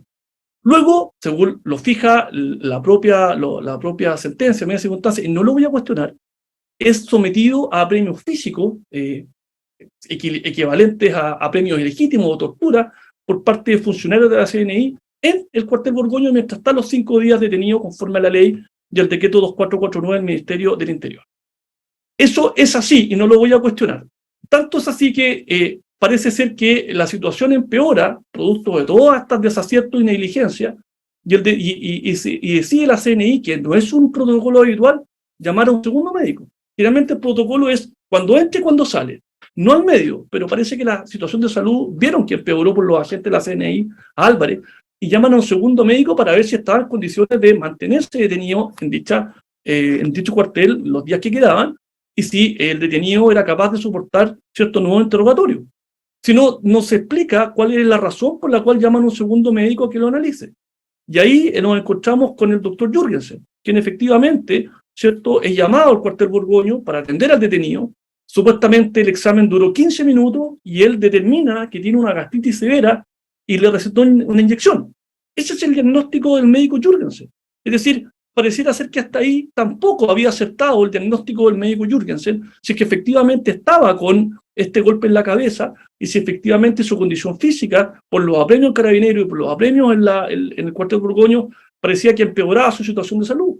Pero el médico dice que con esa inyección va a estar bien, que él puede seguir detenido, que puede seguir efectivamente siendo objeto de interrogatorio, lo cual obviamente es un hecho desafortunado que agrava la situación, lógicamente, de la víctima. Pero hasta acá no hay una intención dolosa de ninguno de ellos concertadamente para que esta persona, la víctima, falleciera. Después de eso, al egreso o prácticamente al egresar del cuartel Borgoño, porque habían terminado los 5 días y había que ponerlo a disposición del fiscal, porque eso era la normativa de la época al efecto, viene el tercer diagnóstico dentro de la CNI, viene el cuarto doctor, el primero JJ Aguirre, después Azar, después Jürgensen y ahora viene Lozada. Luis Lozada, independiente de lo que diga la defensa de Lozada, según fijan los hechos de la causa, yo no estoy discutiendo los hechos hoy día, es que efectivamente él corrobora el buen estado de salud de la víctima. O sea, cuando sale, supuestamente Álvarez todavía estaba en buen estado de salud. ¿Qué tan buen estado de salud? Es un informe que no lo dice. Pero obviemos eso, hagamos cuenta que Lozada no fue. Hagamos cuenta que es certificado falso y que todo lo que dice la defensa es cierto. Eso no obvia a que Álvarez, si estando en estado mal de salud, es trasladado y es puesto a disposición de la Fiscalía, ¿ya? Es decir, si actuó bien Lozada con un diagnóstico correcto, o si actuó mal Lozada con un diagnóstico incorrecto, agravando la situación de la víctima, no poniéndolo de inmediato a resguardo del hospital o de una unidad de salud, aún así, o habiendo sido falso lo que hizo Lozada, se pone a disposición del fiscal. Fiscal que, lógicamente, lo pone a disposición de Gendarmería, porque no se da cuenta hasta que finalmente Gendarmería le dice que está en un muy mal estado de salud, Álvarez, y Gendarmería lo manda al hospital penitenciario. Hospital penitenciario que no tiene la implementación, ni los doctores en ese momento, ni la tecnología, ni el conocimiento, ni el know-how para tratar correctamente a esta persona que venía con el golpe en la cabeza, con las violencias de apremio físico de la comisaría, con las violencias de apremio físico del cuartel Borgoño, y quién sabe más qué cosa, y por lo tanto haciendo un incorrecto uso del tiempo, porque se demora, luego decide, lo voy a trasladar de urgencia a la asistencia pública, a la posta central, para que ellos se encarguen de este tema, porque no tienen, ¿cierto?, la capacidad. Si no la tenían, debieron haberlo derivado inmediatamente a la posta central o a un centro de salud que sí lo tuviera. Y hay otro problema que también va agravando la situación, ¿cierto?, de la víctima. Y después, señoría excelentísima, con esto voy terminando, viene la guinda de la torta. La posta central ve que Álvarez está en mal estado de salud, ve que una de las señales más claras de su mal estado, la deshidratación grave que tenía Álvarez, y que era evidente, así, la enfermera, el doctor de turno que era Balazo, y todos los que lo vieron que estaba con una deshidratación enorme, deciden darle Laxul, deciden darle como tratamiento a un paciente que viene deshidratado, furosemida Laxul diurético, y se le da el día 20 y el día 21 de agosto, y se le da 2 ampollas el 20 y 2 ampollas de furosemida Laxul el 21, y eso termina por darle un ataque cardíaco, obviamente al paciente que si está totalmente deshidratado, y le das un diurético en 2 ampollas lo terminas de matar. Finalmente eso gatilló, ¿cierto?, la negligencia médica final del Laxul, y termina con un paro cardíaco y termina con la muerte de Álvarez Santibáñez. Esos son los hechos como se van relatando en el expediente y como van sucediendo incluso cuando uno consta la autopsia, el informe de autopsia, los informes particulares, incluso están los comprimidos, las ampolletas ahí dadas por la posta central, y muere Álvarez Santibáñez. Esos hechos, a juicio de esta defensa, no pueden significar un delito de homicidio calificado. A juicio de esta defensa no hay cómo acreditar el dolo homicida por parte de mi cliente, Carlos Durán Lou, que era el jefe de la unidad antiterrorista, respecto a las acciones de sus subordinados, las acciones de Carabineros, las acciones del médico del JJ Aguirre, las acciones de los 3 médicos de, finalmente, el cuartel Borgoño, las acciones de la impericia del hospital penitenciario y la culpabilidad penal del doctor Palacios, que lo atiende en la posta central. Todos estos hechos, claro, si yo los sumo, terminan por dar la muerte de la víctima, sin ninguna duda. Pero yo no puedo asumir o no puedo señalar o acreditar que efectivamente mi representado tenía el dolo y le indicó a sus agentes que hicieran esas conductas y que le pagaran en tal o cual lado para que, sumado a todas las otras negligencias, terminara muriendo la víctima. Eso es prácticamente imposible de sostener. Existe una causalidad final cuando uno suma todos los acontecimientos, pero uno no puede atribuir esos acontecimientos de terceras personas a uno de ellos dentro del encadenamiento causal en los sucesos o acontecimientos que acaben en esta situación. Es por eso que esta defensa sostiene que sí o sí está mal calificado el delito, independiente del delito que ustedes terminen por calificar en esta situación o en esta vista de la causa, acogiendo el numeral 2 del artículo 546 de la infracción de ley al calificar el delito. Aquí no hay homicidio calificado. Ahora, ¿qué es lo que hay?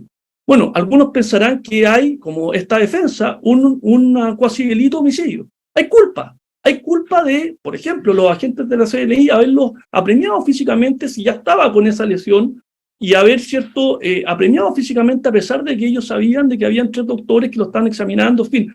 Pero ellos no tenían cómo saber la negligencia del doctor de JJ Aguirre no tenían cómo saber la negligencia del hospital penitenciario ni la negligencia que iba a tener la posta central. Eso es imposible de prever. Ahora, otra posibilidad que cabe acá es decir, bueno, como estas personas apremiaron físicamente, apremios ilegítimos del 150 del Código Penal, bueno, sí o sí tienen esa culpabilidad, y si el resultado en la muerte será un apremio ilegítimo con resultado de muerte, que de todas maneras es un presidio menor en su grado máximo, y esa será la pena asignar al delito en el caso de que haya responsabilidad de la CNI. Pero no puede ser que la responsabilidad se vea con el dolo, y con el dolo además calificante, porque no hay cómo atribuir eso a los hechos que han sido descritos en la sentencia y que yo he relatado con algunos otros detalles. Esa es la razón, y ahí termino 25 minutos antes mi alegato, por la cual esta defensa lo que solicita es que acoja la casación de fondo deducida por esta defensa, o incluso puede anular de oficio aquello, recalifica el delito como vuestra señoría excelentísima cree que es más adecuado y conforme a derecho, y posteriormente a eso determina efectivamente cuál es la pena que le ha cabido a mi representado en los hechos, si es que esta es igual o menor, a presidio menor en su grado máximo, que esa pena sea susceptible de ser cumplida con alguno de los beneficios de la ley de 8.216 al efecto. Eso es todo lo que esta parte y defensa solicita a esta excelentísima Corte con la venia del señor presidente y los demás ministros. Excelentísimos, doy por finalizado mi alegato 20 minutos antes. Muy bien. ¿Quién más? ¿Y alguien más por alegar? Don Marcelo Orellana. Don Marcelo Orellana. Le corresponde alegar por los recursos. Bien. Con la venia de sus señorías excelentísimas, comparece Marcelo Orellana Caro, abogado y coordinador del área jurídica del Programa de Derechos Humanos, actualmente dependiente de la Subsecretaría de Derechos Humanos. Vengo a prestar alegatos solicitando se rechacen los recursos de casación, en la forma y en el fondo interpuestos por las defensas de los condenados de auto. Asimismo, prestaré alegatos por el recurso de casación en el fondo impetrado por esta parte, según se indicará en el desarrollo de nuestra alegación.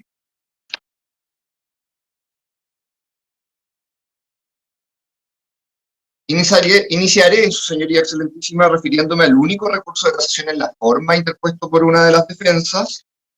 Luego me referiré a los recursos de casación en el fondo de los condenados y finalmente desarrollaré los argumentos que, como parte creyente, hemos expuesto en nuestros recursos de casación en el fondo y que se fundan en la causal número 1 del 546 por haberse considerado muy calificada la atenuante del artículo 11, número 6, y también en los números 1 y 7 en relación a los artículos 478, 1 y 2, por haberse infringido, creemos, las leyes reguladoras de la prueba, al estimárseles como cómplice y encubridor a dos de los condenados en circunstancias que creemos que son coautores. Así, en relación al único recurso de casación en la forma, este es el impetrado por la defensa del señor Julio Salazar Lanterri. Se funda en el 541 número 9 en relación al 500 número 4, todas normas del Código de Procedimiento Penal, y estima la defensa entonces que la sentencia de primera y segunda instancia no habría sido extendida en la forma dispuesta por la ley, y no contendría entonces los considerandos en cuya virtud se han dado por probados o por no probados los hechos que se le han atribuido a su defendido. Ese es el fundamento.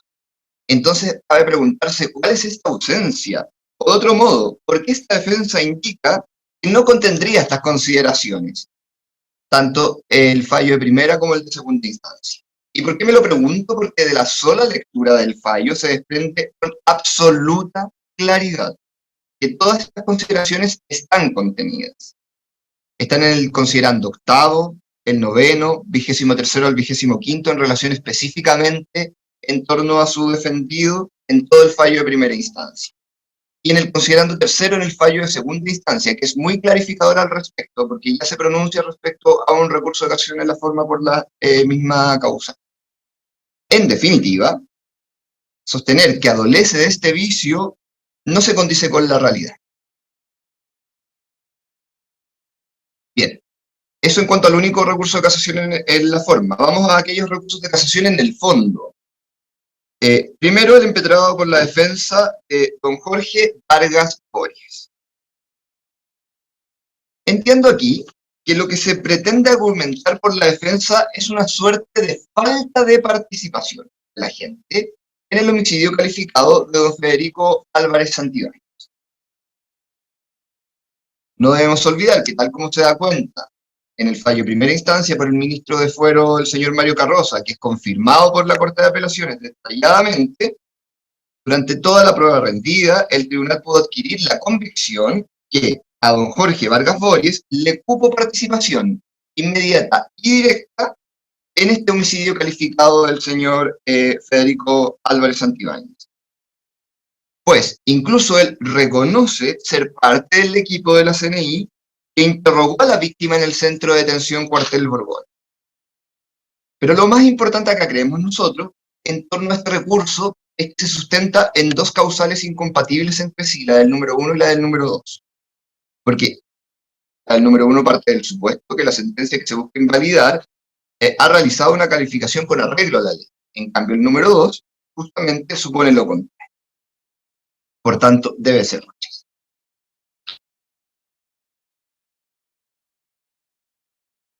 Bien, en cuanto al recurso de la defensa de don Jorge Andrade Gómez, que se funda en el número 1 del 546, pues estima que hay un error de derecho al considerar los hechos que son constitutivos de circunstancias atenuantes. ¿Cuáles circunstancias? La del artículo 103 del Código Penal y la del 111 del Código de Justicia Militar. La verdad es que esta es una discusión que ya se ha dado en esta excelentísima corte, en esta sala. Y voy a ser bien breve para referirme a ella. Consideramos que está bien aplicado el no considerar el artículo 103. ¿Por qué? Porque la prescripción gradual comparte la misma naturaleza jurídica que la prescripción de la acción penal y de la pena. Vale decir, no se puede aplicar prescripción, tampoco prescripción gradual, a aquellos delitos que son constitutivos de violación a los derechos humanos, por tanto imprescriptibles.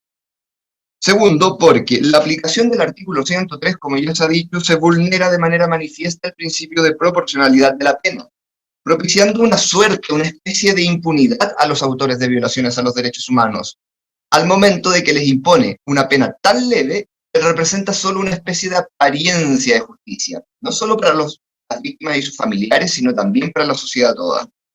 Y, porque de aplicarse el artículo 103, estaríamos haciendo caso omiso al jus cogens y todas las obligaciones internacionales que ha adquirido el Estado de Chile. Y finalmente, porque tal como ya indiqué, la jurisprudencia es contundente en relación a señalar que no corresponde aplicar esta minorante en casos como este. Bien. En cuanto a la otra causal que dirimía, la otra atenuante del artículo 211, coincidimos plenamente con el desarrollo que hace el Tribunal de Primera Instancia, confirmado por el de segundo. Aquí no se ha acreditado quién o cuáles son estas supuestas órdenes que implican expresamente ejecutar la conducta que es la que en virtud de la cual se ha acusado. ¿Dónde está la orden que decía específicamente tortúrelo hasta cargarle la muerte? En ninguna parte. Además, agregar que, ¿cómo va a ser una orden relativa al servicio el aplicar torturas de esta magnitud? Por eso es que creemos que debe ser rechazada esta aminorante responsabilidad. Y en definitiva debe rechazarse este recurso de caso. Bien. Sus señorías, excelentísima, quisiera, antes de continuar con los dos últimos recursos de casación en el fondo de las defensas, referirme brevemente, muy sucintamente, a algunos de los hechos que se dieron por establecidos, específicamente a los aportados de las letras D y E del considerando noveno, porque consideramos grafican con mucha claridad cuál es la dinámica de la CNI y en específico cuál es la dinámica que se da al interior del cuartel Borgoño. Por lo tanto, solicito autorización para poder incorporarlos mediante la lectura. Pero lo pertinente, abogado, no solo puede... en lo pertinente, señor presidente. ¿Pero es una alegación la que está haciendo usted? ¿O un documento? Perdón, es la reproducción, pero de todas maneras le puedo exponer qué es lo que considero lo más pertinente también. Bien. Que una vez que ingresan al cuartel del Borgoño, el Centro de Detención y Tortura de la Central Nacional de Informaciones, Álvarez Santibáñez y López Peralta son sometidos a intensos interrogatorios y continuas sesiones de tortura que concluyen el 20 de agosto. Esta fue la situación a la cual se expuso la víctima. Y en la letra F se señala que la Central Nacional de Informaciones fue un organismo implacable y represivo del gobierno militar que mantenía a las personas en recintos secretos de tortura, entre los cuales se encontraba el cuartel del Borgoño. En forma ilícita se les sometía a intensos interrogatorios mediante tortura, cuestión que estaba en conocimiento de todos los agentes y oficiales que se mantenían al interior del cuartel, como también de aquellos que le prestaban servicios profesionales, como lo fue el caso de los médicos Jürgensen y Lozada. Estos son los hechos que se han tenido por acreditados en el juicio. ¿Por qué es que quería mencionarlos nuevamente?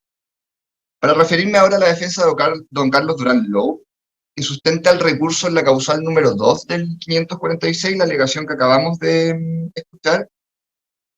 Y acá lo que ocurre es que esta defensa estima que estamos ante una calificación equivocada del delito. ¿Y cuál es esta calificación equivocada del delito? Dice él que no estamos en presencia de un homicidio calificado, sino que estamos en presencia de un cuasi delito de homicidio. La verdad es que no logro entender, en virtud de estos antecedentes que se han ventilado en el juicio, de los hechos que se han acreditado, cómo es que podríamos estar en un contexto de represión de esta envergadura, en la que se aplicaban sesiones de tortura, en las que finalmente se llega hasta la muerte de don Federico Álvarez, en presencia de un elemento subjetivo que implique meramente una imprudencia temeraria. Todas estas conductas que aparentemente son aisladas, que describe la defensa, como si su representado estuviese muy alejado de todo lo que aquí ocurrió, no son tales. Durán Low reconoce ser el jefe de la unidad O'Higgins, o como él mismo lo señalaría, era el jefe de esta unidad encargada de la investigación y de la neutralización de subversivos. Es decir, era el jefe de la unidad que estaba a cargo de las torturas. Es por todo esto que consideramos que debe ser rechazado su recurso, toda vez que no estamos definitivamente ante una conducta que puede ser constitutiva de un cuasi delito de homicidio.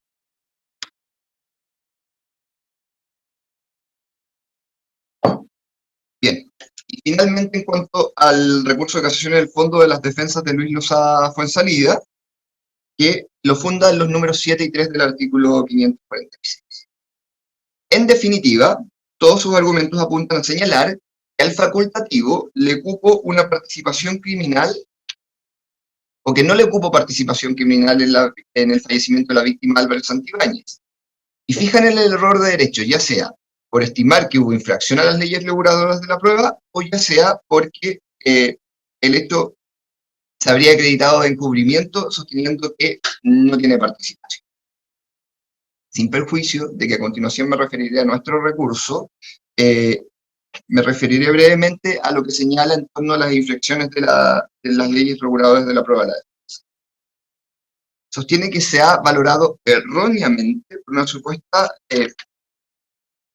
como por habérsele condenado únicamente por ser miembro de la CNI, o por haber colaborado, como dice, que no era miembro, que colaboró solamente, y que, sumado a ello, o una mala praxis. Creemos nosotros que estos argumentos, en verdad, ya se han discutido en el juicio. Todos estos antecedentes que dicen relación con que si suscribió o no suscribió el documento, si es que investigó, si es que a quien absolutó fue a Álvarez Santibáñez o fue a López, todo esto ya se discutió en primera instancia y el tribunal fundadamente no les dio validez. El tribunal indica en su considerando 29º, con mucha claridad, por qué razón es que no acoge estas alegaciones.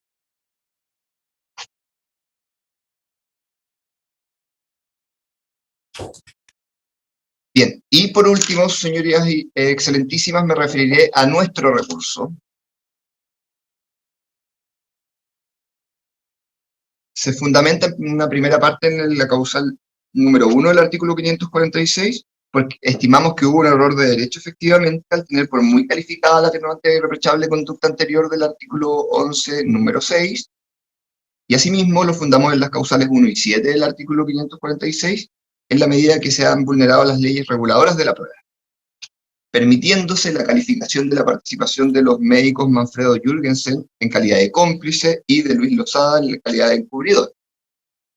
A nuestro juicio, una correcta aplicación debió haber significado aplicarle la participación del 15 número 3 del Código Penal.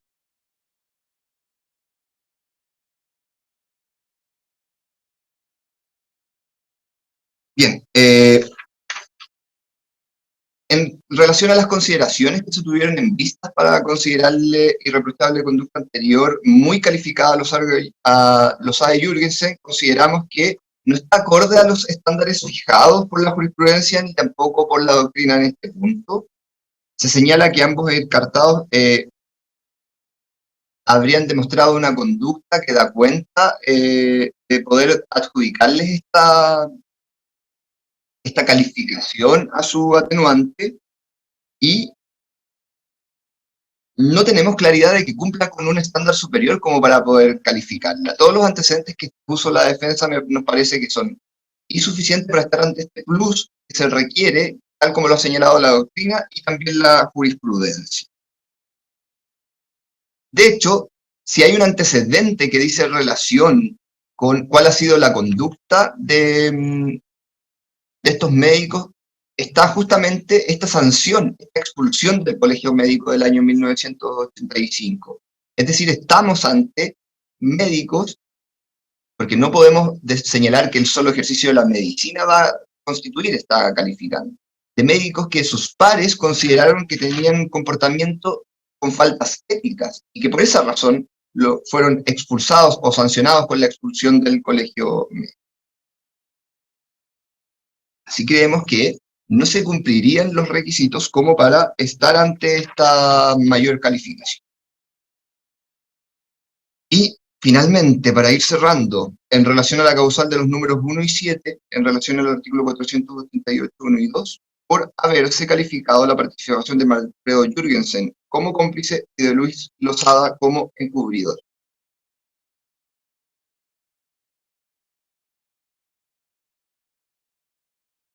Bien, se ha acreditado en autos que Jürgensen concurre al cuartel Borgoño el 17 de octubre del año 1979, que atiende a la víctima, Federico Álvarez, y señala que lo atiende por una gastritis, que se habría entrevistado con él, que le dijo que había tomado una sopa que le había caído mal, y que, producto de eso, la receta o indica que le apliquen una inyección. Por su parte, Lozada concurre al cuartel Borgoño el 20 de octubre, examina a la víctima, señala que estaba vendada, evidentemente en condiciones irregulares, e incluso reconoce que habría custodios, que había guardias en las puertas mientras él lo examinaba. Así, desde el punto de vista de los hechos, queda de manifiesto que estos facultativos están teniendo una participación directa en esta actuación en el cuartel Borgoño.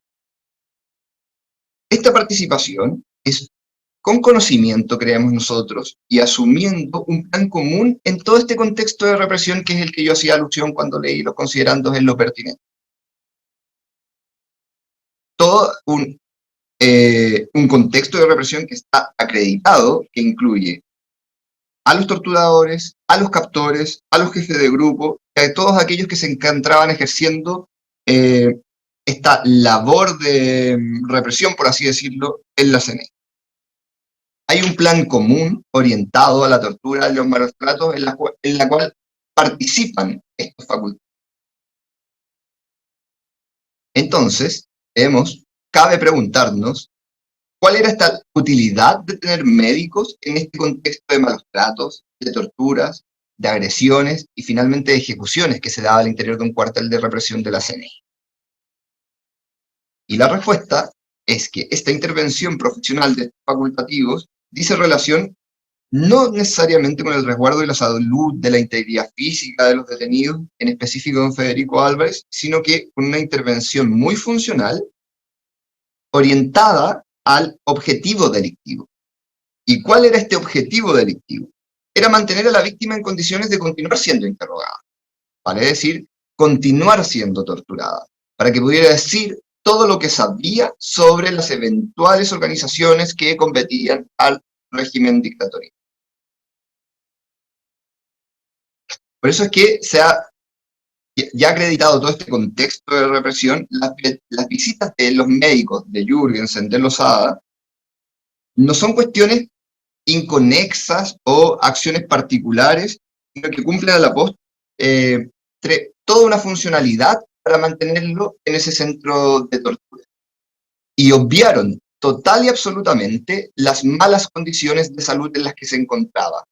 Tanto es así que estas resultan evidentes, que una vez que sale de ese cuartel, vale decir, cuando llega al hospital penitenciario donde lo atiende el doctor Juárez y después a la posta central, se comprueba su estado de salud diametralmente distinto. Estaba en muy malas condiciones de salud. Por eso es que nosotros sostenemos que ha existido esta vulneración, pues hay efectivamente hechos reales, probados, múltiples y graves que permiten acreditar cuál es la participación dentro de este plan global que implicaba represión, torturas e incluso estaba apuntado finalmente al exterminio de los opositores, en este caso a los miembros del MIR. Y el grado de participación que se les debió haber aplicado es el del 15 número 3 de coautoría. No son meros partícipes, eso es lo que nosotros sostenemos. Y es que, tal como la propia defensa del doctor Lozada lo acaba de exponer en su alegato, tenía conocimiento que estaba atendiendo a una persona en un centro de detención, porque concurre y señala que habían otros guardias cerca. Así, la actuación que le corresponde a todos estos médicos, lejos de ser una actuación médica ordinaria, significó incrementar de tal manera el riesgo que finalmente resultó en su muerte, producto de todas las torturas a las que fue sometida la víctima. Toda esta actividad médica al servicio de la CNI, creemos nosotros, es propia de una coparticipación delictiva, tal como se indica por una correcta aplicación de la norma. Es todo un entorno de torturas lo que se da en el cuartel Borgoño, que es en ese entorno de torturas, donde hay una distribución de tareas, donde todos son partes de este engranaje, y cada uno cumple una función específica, donde uno detiene, otro tortura, otro interroga ahí, o tortura, y también hay alguien que vela porque se mantenga esta situación. Es decir, porque el interrogado se mantenga en condiciones de seguir siendo interrogado y seguir siendo torturado. Y esa es la cuestión, esa es la función que cumplieron estos médicos en este caso, los médicos Jürgensen y Lozada. No participan, no cooperan a un resultado punible ajeno, por así decirlo, sino que despliegan su actuar dentro de todo este engranaje y de toda esta máquina.